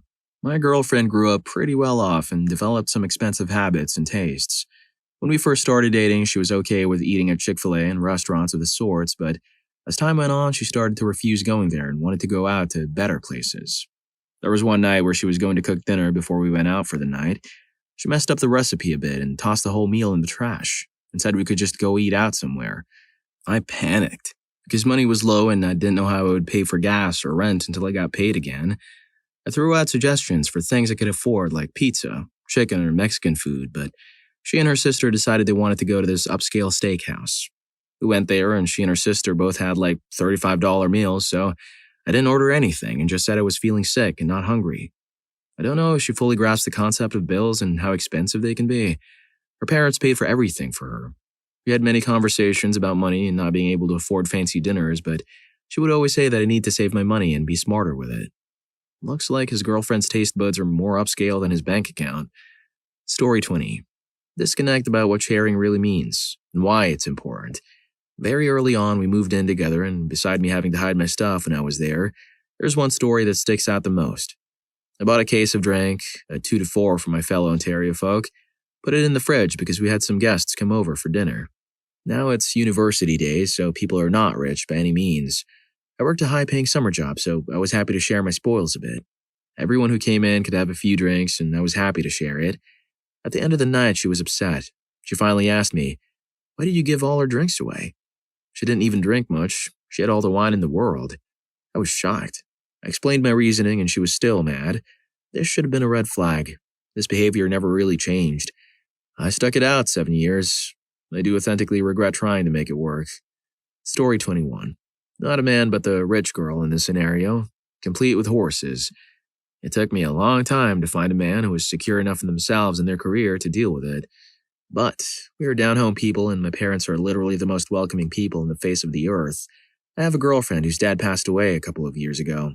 Her parents' combined income was less than my friend's, but she wasn't really in a financial spot to send all of her disposable income home. My parents wrote her mom a check to cover all of her dad's medical expenses with no expectation of ever being paid back, and immediately booked her a first-class ticket home. They would give you the shirt off their backs and expect me and my siblings to exhibit those same values. Both of my parents grew up poor and in the South. Moved to California in the 70s. Both worked their way up the corporate ladder.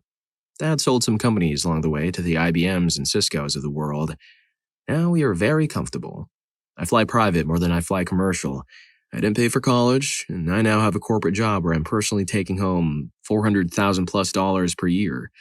It's all about perspective. I worked hard because it was the example set for me. I completely understand the outside perspective that I was handed everything in my life. Because nepotism, and yup, I'm rich. But I graduated from high school with a 4.5 GPA. Was a 3-sport varsity athlete, got a full-ride academic scholarship, graduated from college in 3 years, and had busted myself to build my own career. My parents showed us the value of $1 from childhood. We didn't have an allowance growing up. We had to work for our money. I didn't touch my trust fund until I'm 35. And even then, there are restrictions on how and what I can spend money on. It's not that I care solely about money or that my parents push us toward that. They want us to be happy and would support us in any endeavor that brings us joy. But when you grow up seeing the most influential people in your lives work tirelessly to provide for your family, it becomes your default setting. I've dated people all over the socioeconomic spectrum and ended up with someone who is also a high earner. Obviously, we're not the same level as my parents, but I had to find a partner who has the same drive and spirit that I do to provide for our future family. I've capitalized on the opportunities afforded to me, and I would be disappointed in myself if I hadn't turned those opportunities into my own personal success. My husband and I do well for ourselves, but it has been his family that has been really tough for us to deal with. He grew up lower middle class, never went to bed hungry, but definitely not wealthy. They live in Central California and absolutely despise that he married up. They've called me every single name under the sun, including his mom calling me despicable words in her toast at our wedding. They feel that they've been left behind and expect that we should pay for their every little whim because he married a spoiled little rich girl. They have not taken the opportunity or initiative to know me beyond the big house and the Amex card. All they see is money. They sent me an invoice for their mortgage recently. His mom asked me for a Mercedes for Christmas, and it wasn't a joke. It's such a shame, because we probably would help them out if they weren't so overtly unkind to me and taking every opportunity to undermine our marriage. I guess my one key takeaway here is, although I am wealthy and can solve a lot of problems with money, there are some things you can't. I do understand that some people are out of touch with reality, but not all of us. I'm very comfortable, and I want my kids to also have the same opportunities that I did, but they've got to work for it too. To me, it's less about money and more about values. Of course, coming from wealth affords you more opportunity than coming from lower income families, but it's really about values. Trust fund babies can blow all their money, I've seen this plenty of times, or make more of it. Low income families can save and move up or blow it. It all comes from what you want out of your life. Story 22. Not taking advantage of that fact and comparing your own success to theirs, I was raised independent from childhood by a single mother who worked in education. We didn't live in squalor, but teachers don't make bank by any means. I wound up dating a woman several years ago. His family owned a number of Cayman Island resorts, and we wound up getting a townhouse together in the last half of our relationship. I was working full-time in a rental car business. I was making enough to ensure that my half of the bills and rent were taken care of, and proud of that fact, but it definitely was a little surreal, and admittedly grating, and I'd never tell her this, but from time to time it made me feel bad about my own ability to provide. To come home and have her tell me about the $900 manicure she just got, or the $1,400 dress she just ordered. It's awful, but growing up just above the bare minimum line leaves a mark on someone that never goes away. Envy really is the worst feeling in the world because, unlike jealousy, you're not just wanting what someone else has. There's this insidious little voice in your head whispering away, reminding you that you will never be that rich, that successful, because you're awful and you're worthless, that you didn't work hard enough and don't deserve it, when in reality there is absolutely no correlation between working hard and being filthy, stinking rich. Story 23. This will be buried, but my girlfriend is 26 and has over $7 million, even more in investments. I bring in like $300 a week, and to be honest, we dated for a good 6 months before I found out how filthy rich she is. When she was one, she got in a car accident and her car seat paralyzed her. After a lawsuit, she was awarded a huge settlement that paid out in full when she turned 18. Since then, she's been investing her money into various companies. It's a little awkward when she wants to do huge, expensive trips, but we manage. When I found out how rich she really was, it was when she bet me I wouldn't walk out of our room with my things sticking out when her friend came over in the morning. I told her, I'll do it if you take me to Disneyland. She hates Disneyland, and she said she'll take us for 2 days. I thought it was all part of a joke. After I sent her a male friend screaming, she was Googling resorts or hotels, etc. We didn't end up going because I thought she was joking. Later, we had to talk about how much money she actually has. I should have put 2 and 2 together earlier, but I honestly had no idea to the extent. She doesn't like when people know how much money she has, hence keeping it a secret from me for so long. She's an amazing woman, speaks French, Spanish, Arabic, and a little Russian.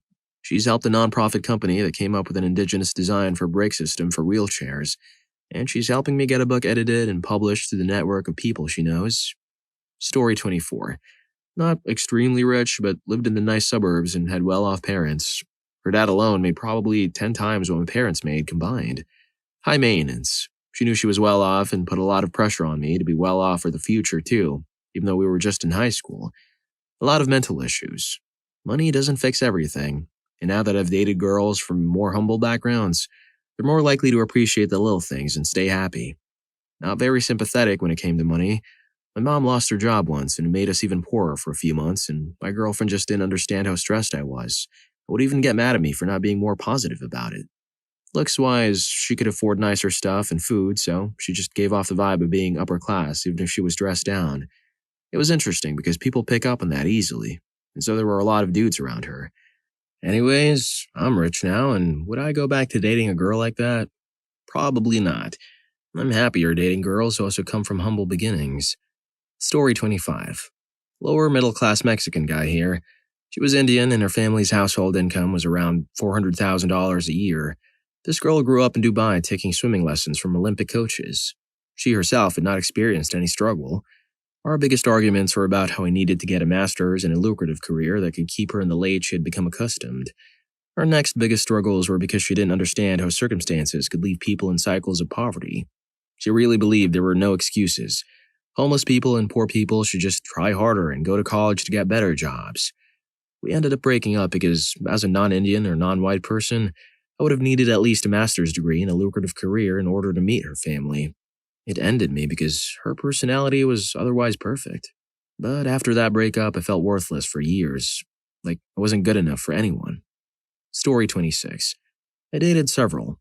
The worst part was being rejected by her dad as an unserious boyfriend. One who I dated had a father who was one of the most successful bankers on Wall Street. Crazy money, like $100 million a year money. I never knew what really rich was until the elevator opened into a 2-story apartment in Park Avenue with a sweeping grand stairway, balconies that wrapped all the way around the building and both floors, and art that should have been at the Louvre. That kind of rich. Her dad pulled me aside on our third date and pretty much told me I was not a real candidate for her, that she would only marry someone suitable, that if I was looking to climb the social ladder by dating her, it would backfire. He would make sure of it. It's the only time I ever talked to him. The second one made her look poor. She literally lived in a castle and had access to family houses, jets, islands all over the world. Yes, they owned private islands. The worst part, literally nothing I could do could be special. She was cool about it and always told me to save my money and not take her to restaurants.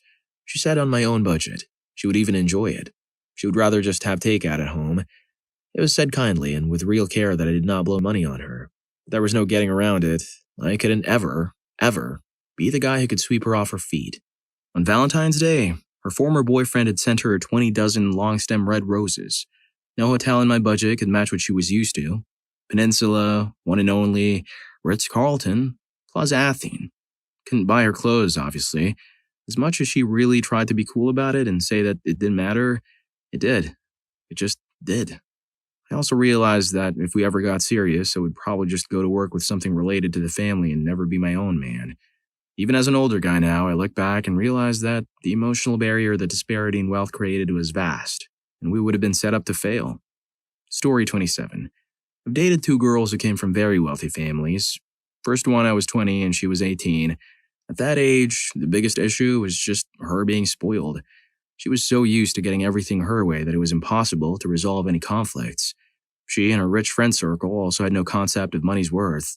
Like, she didn't understand that I didn't want to go to a private school because I didn't want a $200,000 debt with my diploma. Second relationship, the girl came from an even richer family. They were very acceptant of me and my background. I got to do some really awesome things with them while they understood I couldn't pitch in equally. In this relationship, her family's wealth clouded my judgment for a while. We both had good jobs, moved in together, and generally led a fun lifestyle, but I wasn't really in love with her, and it took me longer to break things off than it should have. The idea that if we got married, it would be set for life was tempting. Luckily, I chose to be honest with myself and am now very happily married and poor. Funny enough, that second breakup gave me some examples of how shallow people are. When I broke up with her, one of my friends literally said, "Why would you do it? She's pretty and really rich." Women who left a rich guy. Why did you do it? First, it was fun not having to worry about anything. He let me drive his cars, his boat, and gave me money to spend each month, and took me to great places. He seemed to sincerely trust me, which made me like him. Then at the end of the year, credit statements came in, and he sat me down with a credit card that I had been allowed to use. Mind you, I never asked for these things, but I didn't say no when they were offered. Because I didn't grow up rich. I was very conscious about spending. He even complimented my very basic needs in comparison to other women. He questioned every charge in the credit card, even things he had asked me to buy for him because he didn't have time to shop for it. One item stuck out to me in particular. I made a $5 purchase at a gas station, then immediately after a purchase for a gas at Costco, he asked me what the $5 was. I honestly couldn't remember. I don't eat candy. I constantly have a water bottle with me, so I didn't stop for any of those things. And it was exactly $5. Then I remembered. That particular day had fumes in my gas tank. I didn't have enough to reach Costco. Rather than fill up my car with expensive gas station gas, I put $5 in to get me to Costco and then filled up my tank. I knew right then and there I would be defending things for the rest of my life. Trusting me and complimenting my frugal purchases was all BS. I couldn't live that way. He's got more trust issues than a paranoid squirrel. Maybe he should try therapy or something. Story 2. We were long distance and I was so infuriated with this guy. Going as far as uprooting my whole life to move to another country. I didn't tell him about my plans because I wanted to be able to stand on my own. While in the process of looking for an apartment or job in his city, the lockdown hit. A month passed and he wrote me a heartfelt letter breaking it off. I was so sad for like a month. By chance, a girl was suggested on my Facebook. Turns out it's his new girl. I went back to old texts and just thought of convos we had.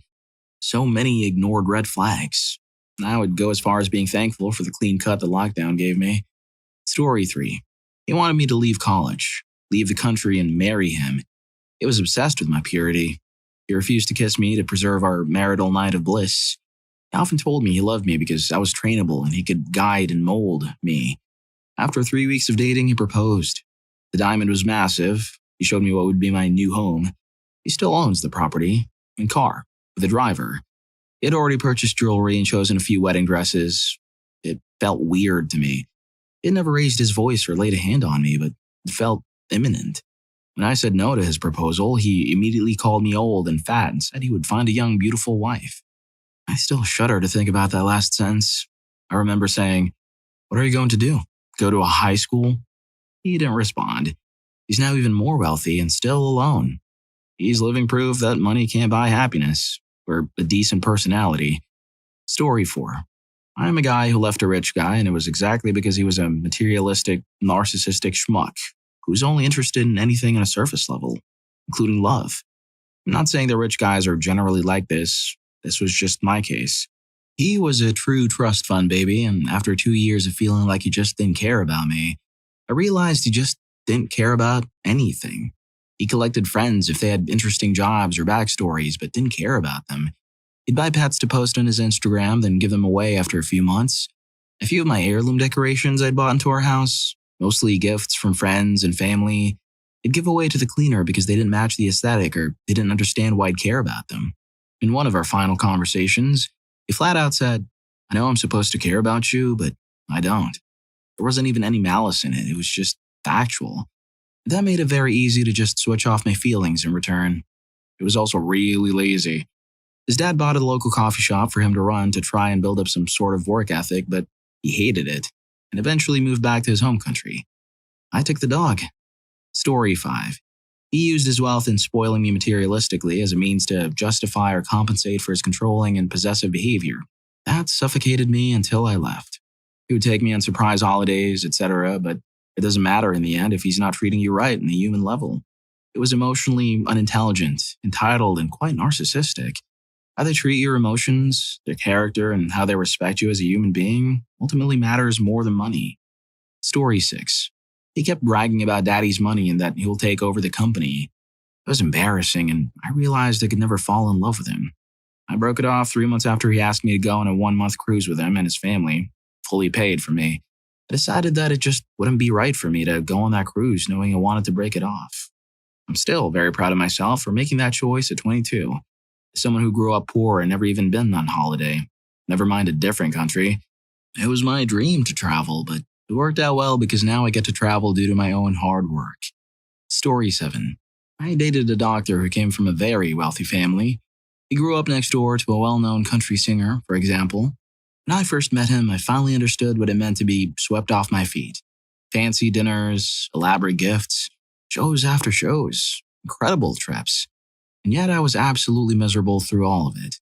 It was constantly reminding me that I was a problem. My responses to his coldness were a problem. He isolated me from everyone, and when we got into an argument about how he shouldn't tell me when I can or can't go to the bathroom, I finally had enough. I was in therapy at that point, ironically at his request. My therapist helped me see just what a narcissistic and controlling schmuck he was. It took me 2 times to leave him for good, because the love bombing was insane. I realized that no amount of money or prestige was worth how broken I felt inside. He needed me to be small so he could be big. Story 8. I too am a man who left a rich woman. I was in a transitional period of life working at a gas station, trying to get back on track with life. Met her through a dating site. We were together off and on for 3 years. During that time, she was always belittling me for being in my 30s and working at a gas station. While she was a college graduate and in her early 20s, she was very cruel and would hurt me often to resolve any kind of argument. The intimacy was awesome and she did have a sweet side, but it wasn't enough. She told me I was just a for-the-time-being boyfriend and had no intentions of moving forward towards marriage. Final straws when her family accused me of going after her money. I was in a better place and valued myself enough not to take any more cruelty, so them saying that made me realize how insignificant I was in the relationship. The money was from family wealth. I never had to work hard for anything, and that was a huge disconnect that I should have realized early on, but didn't. Story 9. I dated a woman who was right about to get the peak pay with an extremely well-paid medical specialty. Every time I'd make any mistakes, she'd call me stupid. As in, I went into a bad lane where I was stuck behind some turning cars and she'd say it. She'd lock herself out of the house or leave the lights on in her car and I'd need to jumpstart her and I just said, honey, and didn't get mad. But she'd forget the stuff and just put me down immediately if I made the slightest error. There was just a moment I realized that me being kind wasn't getting her to treat me any better. Also, she'd complain how the men in her specialist field often had wives they treated like crap or somehow junior members of the relationship. I realized that as soon as her income was higher, she'd consider my actually very, very good income some sort of character flaw. I wanted kids. She did too, and I realized she would treat me and the kids like this forever. Story 10. Dated a hedge fund dude for over a year. We lived together and were ring shopping. He said once we get married, it wouldn't work anymore. He forbids me from getting a graduate degree. I dumped him. He accused me of being a gold digger, weird and wrong. Months later, he proposed to an ex-girlfriend who was actually a gold digger who was waiting in the wings for him. He basically wanted total control over finances so he could cheat and have final say over all the family decisions. No regrets leaving him, even though he's worth millions and I've had to work harder for longer in my life. Whatevs, bruh. Can't buy my dignity. Story 11. Never had a chance to answer this, so excuse me flipping the question around. After I divorced, I dated a very well-off, mid-level exec from a telecom company for a month after my divorce. She valued her free time like it was being paid at work. Only would do things she wanted. Wouldn't text unless she wanted to. Like, if I sent her a message when she was off work, she'd ignore it half the time for half a day or more. But if she texted me and I didn't respond instantly, she'd spam me. Basically, I realized that because I wasn't making six figures, she considered my time to be worth nothing. She texted me out of nowhere and asked me to do something out of the way for her. Example, would you stop by Michael's and see if they have X stamps for my crafting? But I couldn't even get a response if I was trying to ask how her day was. One day, she accidentally got a taste of her own medicine. I told her I was off on a Friday to play the newly released Red Dead Redemption 2 and then played all night. Went to sleep around 7 a.m. She lost her mind because she decided to take off at the last minute without saying anything and had me come over and hang out. After all this, I basically asked her if she could meet for coffee so I could explain and met her and explained that she treated me like I was less important than she was. That I didn't appreciate being treated like a second-class citizen, so this would be our last time meeting up. Blocked her number and ignored every attempt at contact. She's single and still reaches out via text about every 3 or 4 months, and that was like 6 years ago. Story 12. He asked me not to move to New York to pursue a career in tech and instead stay with him and he could provide for me and spoil me and I would never have to work again. All I had to do was give him kids. I was 22 and he was 29. He was a nice guy, but he never thought about me or what I wanted. He just cared about how it would fit into his life and round out his accomplishments by being young, hot, and the mother of his kids. I said no and I moved. I never regretted it. Now I have a life and accomplishments and success and wealth that I built all by myself, for myself, and no one can ever take that away from me. I'm proud of myself. Story 13. I'm not crazy rich, but I am financially independent and take care of both of our needs and wants. We'd vacation 4 to 5 times a year and I'd get her many gifts. She and I were the same age. She came from a poor family and was unemployed at the time, but never cared about my money. I was so insecure and thought that all she liked about me, she wouldn't really compliment me, so I had nothing else going for me in my head. She had many issues in her life, and I offered an escape instead of a long-lasting solution. She would communicate this many times, but for some reason it always flew over my head. She wouldn't laugh at my jokes anymore and thought they were disgusting. She stopped initiating intimacy and would shame me for it when I asked. Eventually, we broke up because we almost never had intimacy, and there was always tension in the air from her personal stress when we hung out. Still miss her, but I guess she's happy. I am working on my shallow personality and learning how love works or how to form a genuine bond. I made my mistakes. I'm grateful for being able to reflect objectively on a relationship. Story 14. I feel like I'm in the opposite boat. Being a man with a woman who seems to clearly come from money, the money thing actually has been an issue for us. And we're still together, but it's caused problems. Disagreements on how to raise our kids mostly, if that day occurs. She wants to send the kids to private school so they don't have to be around the bad kids. Well, I think growing up in a public school with a diverse set of students and families was beneficial. but I do think it depends on the area. Also, I really am a bit frugal by nature. I've always valued friendship and adventure over money and luxury. That can cause some issues, especially while traveling. I think we're both trying to meet in the middle, but it's been a challenge. Story 15. I was 19, he was 31 at the time. He wanted to introduce me to his parents, which is a huge deal in our culture, and I knew he wanted kids eventually, which I did not, and still do not. He was really kind, sweet, generous, and patient with me, so I ended things so he could find his real love and start a family. I really respected him. Last I heard from a friend I introduced to him, he's engaged and she's age appropriate, lol, also the same income bracket. They have a gorgeous mansion together. I'm so happy for him. Even though I'm still poor, I'm really happy I didn't take the next step with him. Money and access were great, but weren't everything. I also realized I do care about looks after all. After him, I found the love of my life and the person I want to be with forever. And he's a cutie to boot. Story 16. He got hammered, again, hurt me and trashed her friend's apartment. She was a witness to all of this, because I asked him to talk quietly on his phone call at 1 a.m. while her friend and I had gone to bed. He got arrested in the police officer's choice, and then proceeded to pester me, saying it was my fault, and then accused me of cheating on him, though he had been the one to send inappropriate messages to numerous people, as well as pictures, including my own.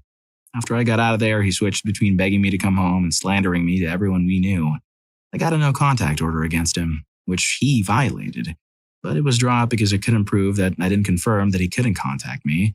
Then he violated it again by contacting my friend, my dad, my ex-husband's girlfriend, and told them that I cheated on my ex-husband. Not true. Thankfully, I haven't heard from him in over a year, so I hope that continues. He left me with crippling debt. I had to use all my savings to start over from scratch. I left there with basically nothing. And I went from a 4-bedroom house with a beautiful yard that I had worked on for 3 years to a 2-bedroom basement apartment in a crappy area where my kids and I are always tripping over each other. But it is definitely much preferable, and at least I feel reasonably safe. Story 17. I mean, we're talking a pretty big variance depending on the person here. There's people here commenting on a guy that they considered rich who made $40,000 a year. In my mind, we're talking about someone with a net worth in the decamillionaire and up range with income of at least $500,000 a year. Women will leave and they don't feel appreciated anymore. Some will stay for the economic benefit, but most, if you're unhappy, you're just unhappy, and the money won't fix that. Not if it will make you feel any better, but it's not like rich dudes have it easy. It doesn't just extend to relationships. If your wealth is known, you will have to occasionally question even friendships you have with people. The motivations of people you meet, it can be pretty depressing sometimes, and I'm not even that high on the rich scale. Story 18. I thought it was a bit sketchy and spent too much time with another girl. After we broke up, both our moms begged me to reconsider. I was a good, smart Catholic girl from a good family, in university with a promising career ahead. I said no, and that's actually when I moved away from home. Funny enough, 6 months after we broke up, he welcomed a baby with that other girl. A year later, he asked me for coffee to reconsider things. He asked me a bunch of times. His timing was awful. I always had a previous commitment for that day, and he eventually stopped asking. I'm better at saying no and being blunt now, but that took a long time to develop. Being raised to be a good Catholic girl sure messed me up. Story 19. Not me, but I used to work with one who was from Egypt and married a doctor before moving to the States. The guy bought her everything and took her everywhere, but was really cruel. When she threatened to leave him, he laughed because she was stupid, old, 40s when she left, useless and will never be anything without him. She took those words and used them as motivation. Like, don't get me wrong, this lady was dumb, but managed to work her way to management, and when I heard about her past, I was like, damn, girl, respect. Safe to say she proved him wrong, as others accomplished much less with more. Story 20. We only dated a few months. He future faked nonstop, dangling carrots and shopping trips and getting massages together, but barely made time to even meet me for dinner. When we did go to dinner, he acted entitled with the staff. He tried to sleep with me on a third date, and rolled his eyes when I said I wouldn't do that until we were exclusively together. The final straw was when he aggressively insisted on flying me out to visit my family at Christmas. Not understanding that I couldn't even afford the cab ride to or from the airport, that the best option was to take a bus, closer to home in both ends, so a cheaper cab there and public transit here. I was too embarrassed to explain that to him. He was just so pushy and arrogant about it all. He got angry and we mutually ghosted after that. Story 21. Trust fund rich plus built his own company rich equals egomaniac. He wanted a woman who pursued education, a high status career, and was beautiful, all because it made him look good. But also, I had to be available for his every beck and call. I wasn't allowed to prioritize anything over what he wanted. He wanted breakfast made for him by 8 a.m., but I had a morning class. It was my fault I chose a morning class, and I had to find a way back to making breakfast anyways, even if it meant sacrificing making it to the class. And because I had to be highly educated, I had to find a way to make up for that myself, or else. If I was out of the house for 15 plus hours a day for multiple days because I was working full time and had classes full time, it was still my fault if he didn't have his favorite shirt laundered and ironed for his very important meeting. Even though, as the worst part is, he'd put in his 10 to 12 hours at home as a work from home, then the remaining waking hours he had ordered takeout for food. Even though I spent time and prepared a dinner he liked and placed it in the fridge, as he asked, then also was 2 bottles of wine deep watching movies and had done nothing else. Nothing. So he had A, ample time to launder and iron his own shirt and any other request he demanded from me. B, wasted my time having me make him food he didn't even eat. It was all the time. I reached a cap when I told him, as partners, I'm feeling this is unbalanced and I'm struggling. And he audibly laughed at me that I even thought we were equal partners. He was in charge, and that was it. Yep, that ended right then and there for me. I should add, I had no idea he was rich when we met. He didn't dress rich. He didn't look rich in any way, nor was I looking for a rich person. I want a life partner. Sure, I'm ambitious and want to share aspirations with my partner and build wealth together, but as partners. Sure, if he has more than me going into it, great for him and his stability, but I also want to be stable financially first as an individual, and second as a partner. I have a strong sense of wants versus needs and don't struggle to discipline myself to say no to things that aren't needs. A meal at home with a walk in the neighborhood instead of an expensive meal is great. Sure, one day a nice meal somewhere fancy will be cool, maybe, but it's not a given. Anyways, he concealed his wealth for quite a while. His business was just a 9-to-5 job. He took me to average places, said yes to splitting the bill or said yes to me covering the whole thing. He only started to ask things of me as favors to help. As a loving girlfriend, I wouldn't say no to that, and it built from there. His wealth was exposed when he was talking about his friend's income, and I said something like, wow, yes, he really is doing well for himself. That's wonderful for him and his new family. His ego, I guess, couldn't take me being happy for someone else's successes. He essentially blurted out all about how well off he really is and what he's building or what he has, etc., etc. I was just happy for him, sort of noting how wonderful it must feel to be so stable. But I never changed my behavior with him. I still didn't ask for anything. I still bought him gifts and bought concert tickets for surprise dates, etc. If you're enjoying the video, don't forget to hit that subscribe and like button for more videos like this. Story 22. Because he was completely insufferable. Everything in the relationship revolved around his happiness. He believed he had the right to cheat while I stayed completely monogamous to him. I didn't care about any of my interests or who I even was as a person. And it was all about me knowing him. Like he was the main and only worthy character of this planet. He also had a laundry list of things he wanted me to change, superficially. I had to lose weight despite being already thin, while he considered himself just fine with a large hairy tummy he had going on. This didn't feel like a partnership. Just a spoiled man-child who needed to be the center of the world while I was just living in it. I'm so glad to be out. Never, ever again. And the intimacy was terrible. Story 23. He was never happy and incredibly insecure.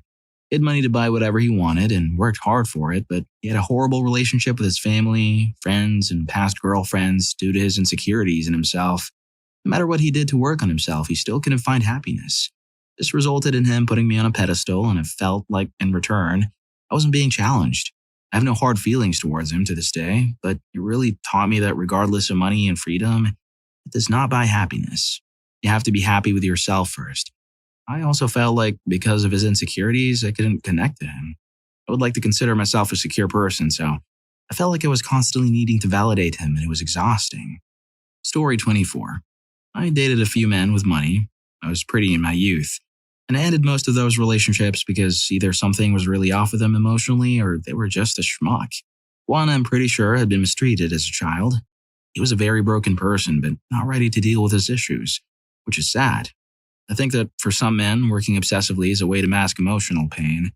My most memorable breakup was with an orthopedic surgeon resident with an anger management problem. We were on a mini break together, and he was screaming and dangling my suitcase off the balcony. I had a weird clarity about how I needed to end this in a way that I didn't end up physically hurt, because clearly he was not a safe person, and yet all his future earnings. We tried to get back together later. You shouldn't marry a man who dangles your suitcase off a balcony. That's a clear sign it ain't going to work. Story 25. He was extremely emotionally codependent, which was exhausting to deal with 24/7. I felt exhausted and drained by every interaction we had. To top it all off, he indicated that he never wanted to get married or have children because he was afraid of having to share his wealth.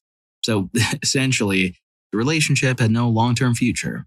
I told him I didn't want to be with him because of the reasons above.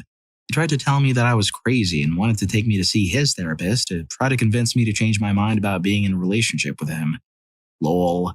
10 years later, and he's still alone and wondering why women keep leaving him after a few months.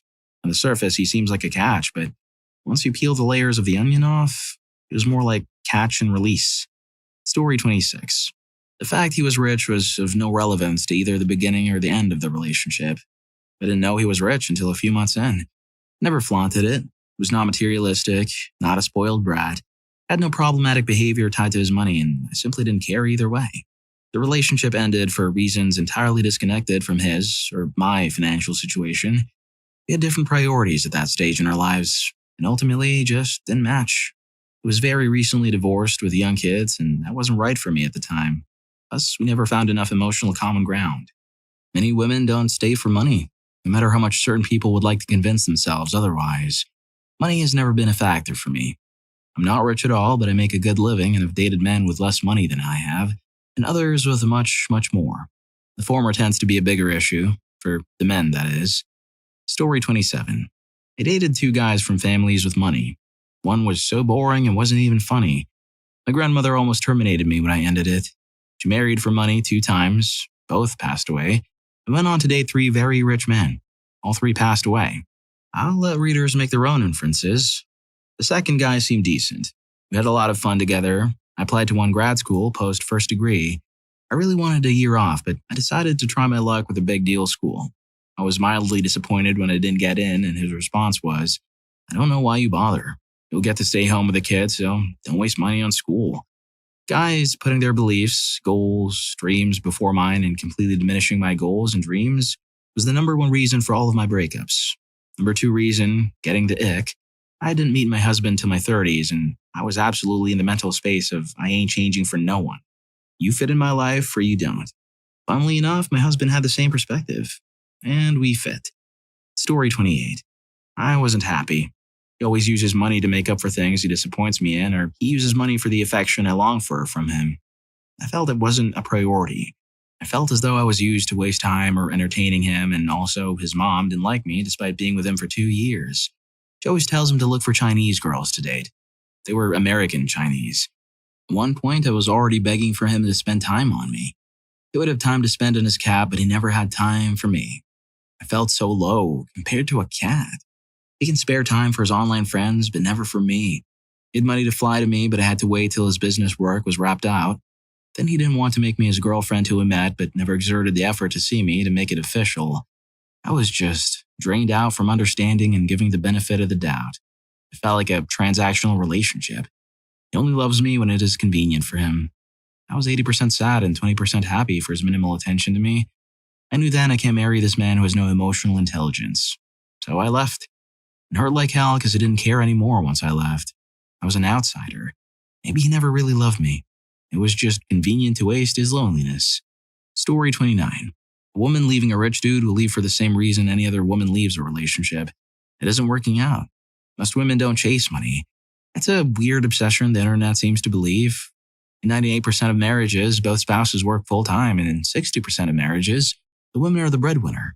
There are gold-digging men and women alike. Lots of men are looking for a woman to support them while they play video games and drink with the boys. I have personally experienced it, along with having friends with dudes like that. They always work just long enough until you move in or get married, then the job disappears and, oops, I can't find anything else no matter how hard I try. While clearly not trying and spending all day and night gaming or gambling online. And there are women that do the same. So, People chasing money specifically are usually users who don't care if there is no emotional connection. They just want to use someone, and if booted, will move on to someone else to use. Story 30. Unhealthy attachment to his mother. Present something as a gift, then later ask me to pay him back or complain bitterly about the money he spent. Asked me to move in with him, then refused to give me a key to the house. I finally left the day he grabbed me during an argument and threw my phone against the wall. It wasn't even his money. It was his dad's business and property he was set to inherit. His mom had a drinking problem and she let her dogs make a mess on the kitchen floor of their nice house. They were always really kind to me, at least. He thought he was going to move into their house with his mom after his dad passed away, but he got a bad surprise when his mom moved her lover in instead. I never cared about the money. If anything, it caused more problems than it solved. I just wanted him to be happy, but he never was. Story 31. Rich-ish guy, who's now 10 years later, rich. I left him because I didn't fit the life he knew he wanted. His path has always been clear for him. Go to a reputable college, get some experience in a large company in the same field his family was in, and eventually help manage their family business.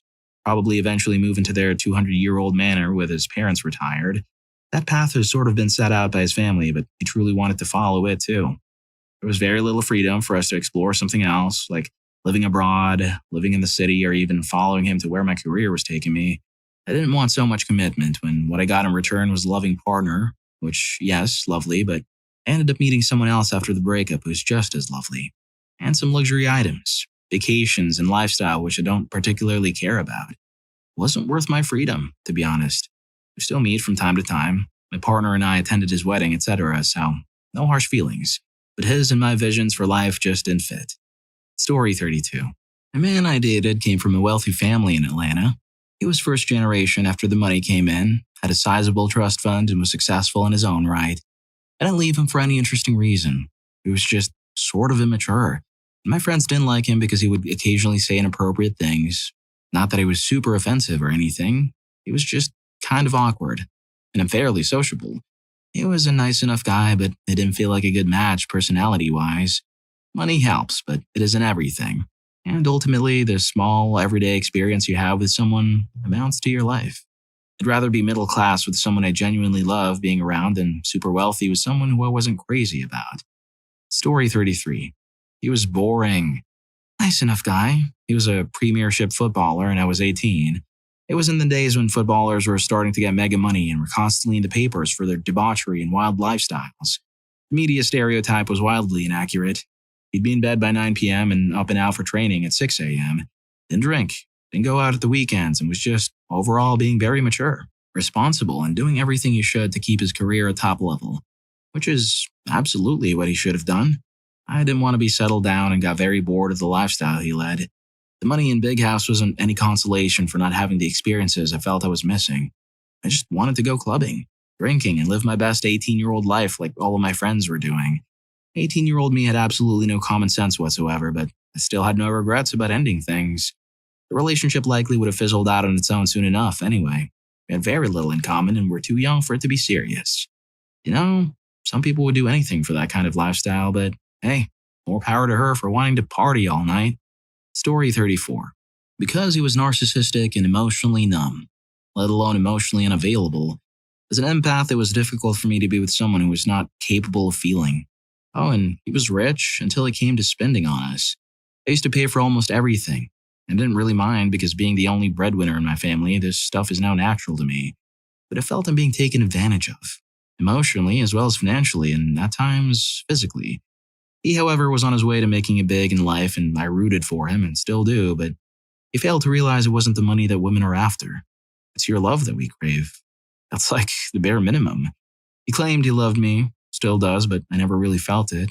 I wasn't sure if I'd ever be able to be with someone else, but I'm sure I'm never going back to that robot of a human again.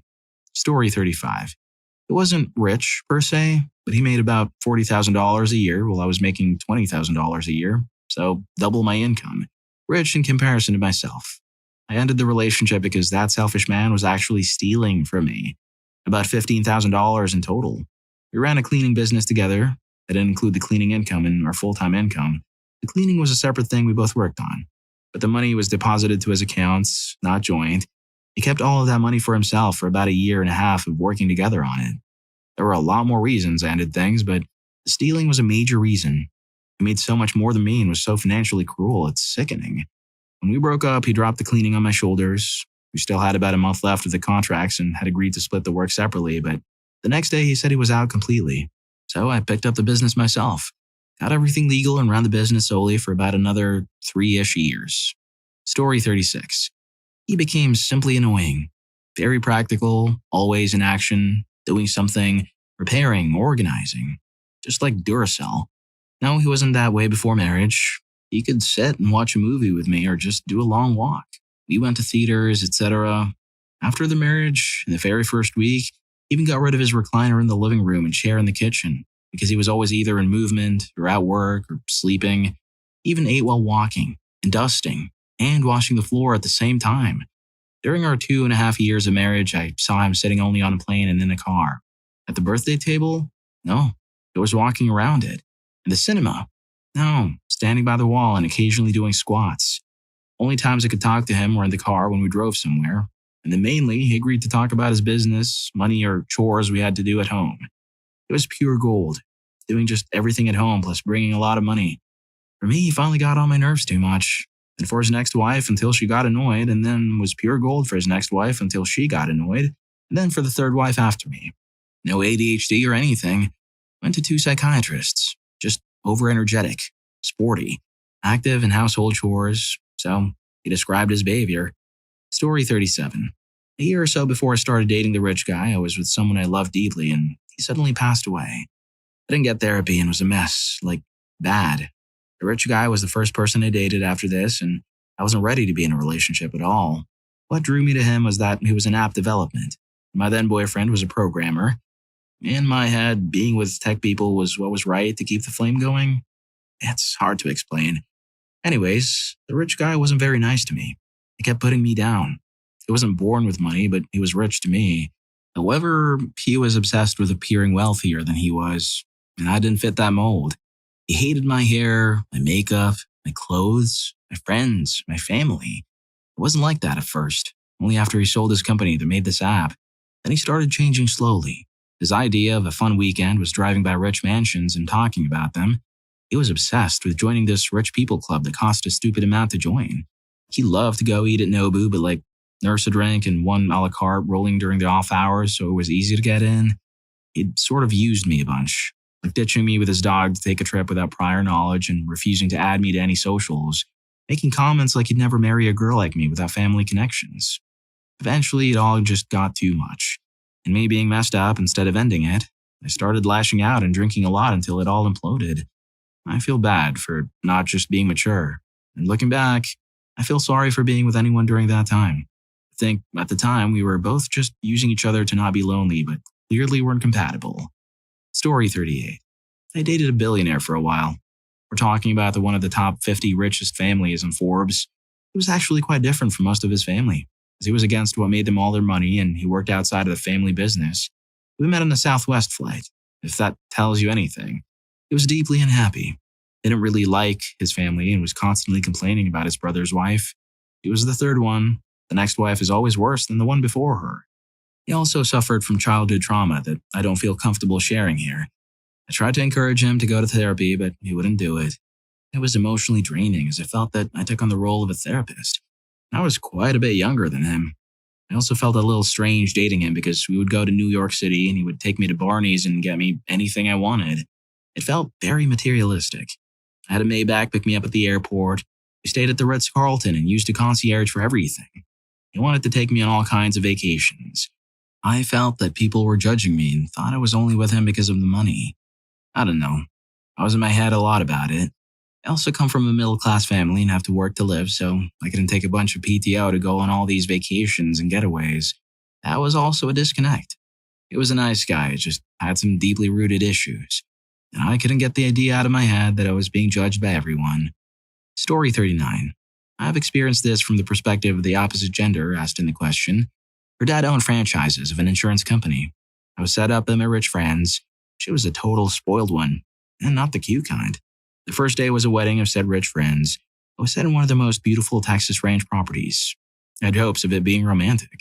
We had planned on leaving for this big ranch wedding an hour earlier than we needed, but because of circumstances I couldn't control, I was going to be 15 minutes late. I called her on the way over and she was mad. So much so, I almost told her to go on her own. But I thought to just let it go.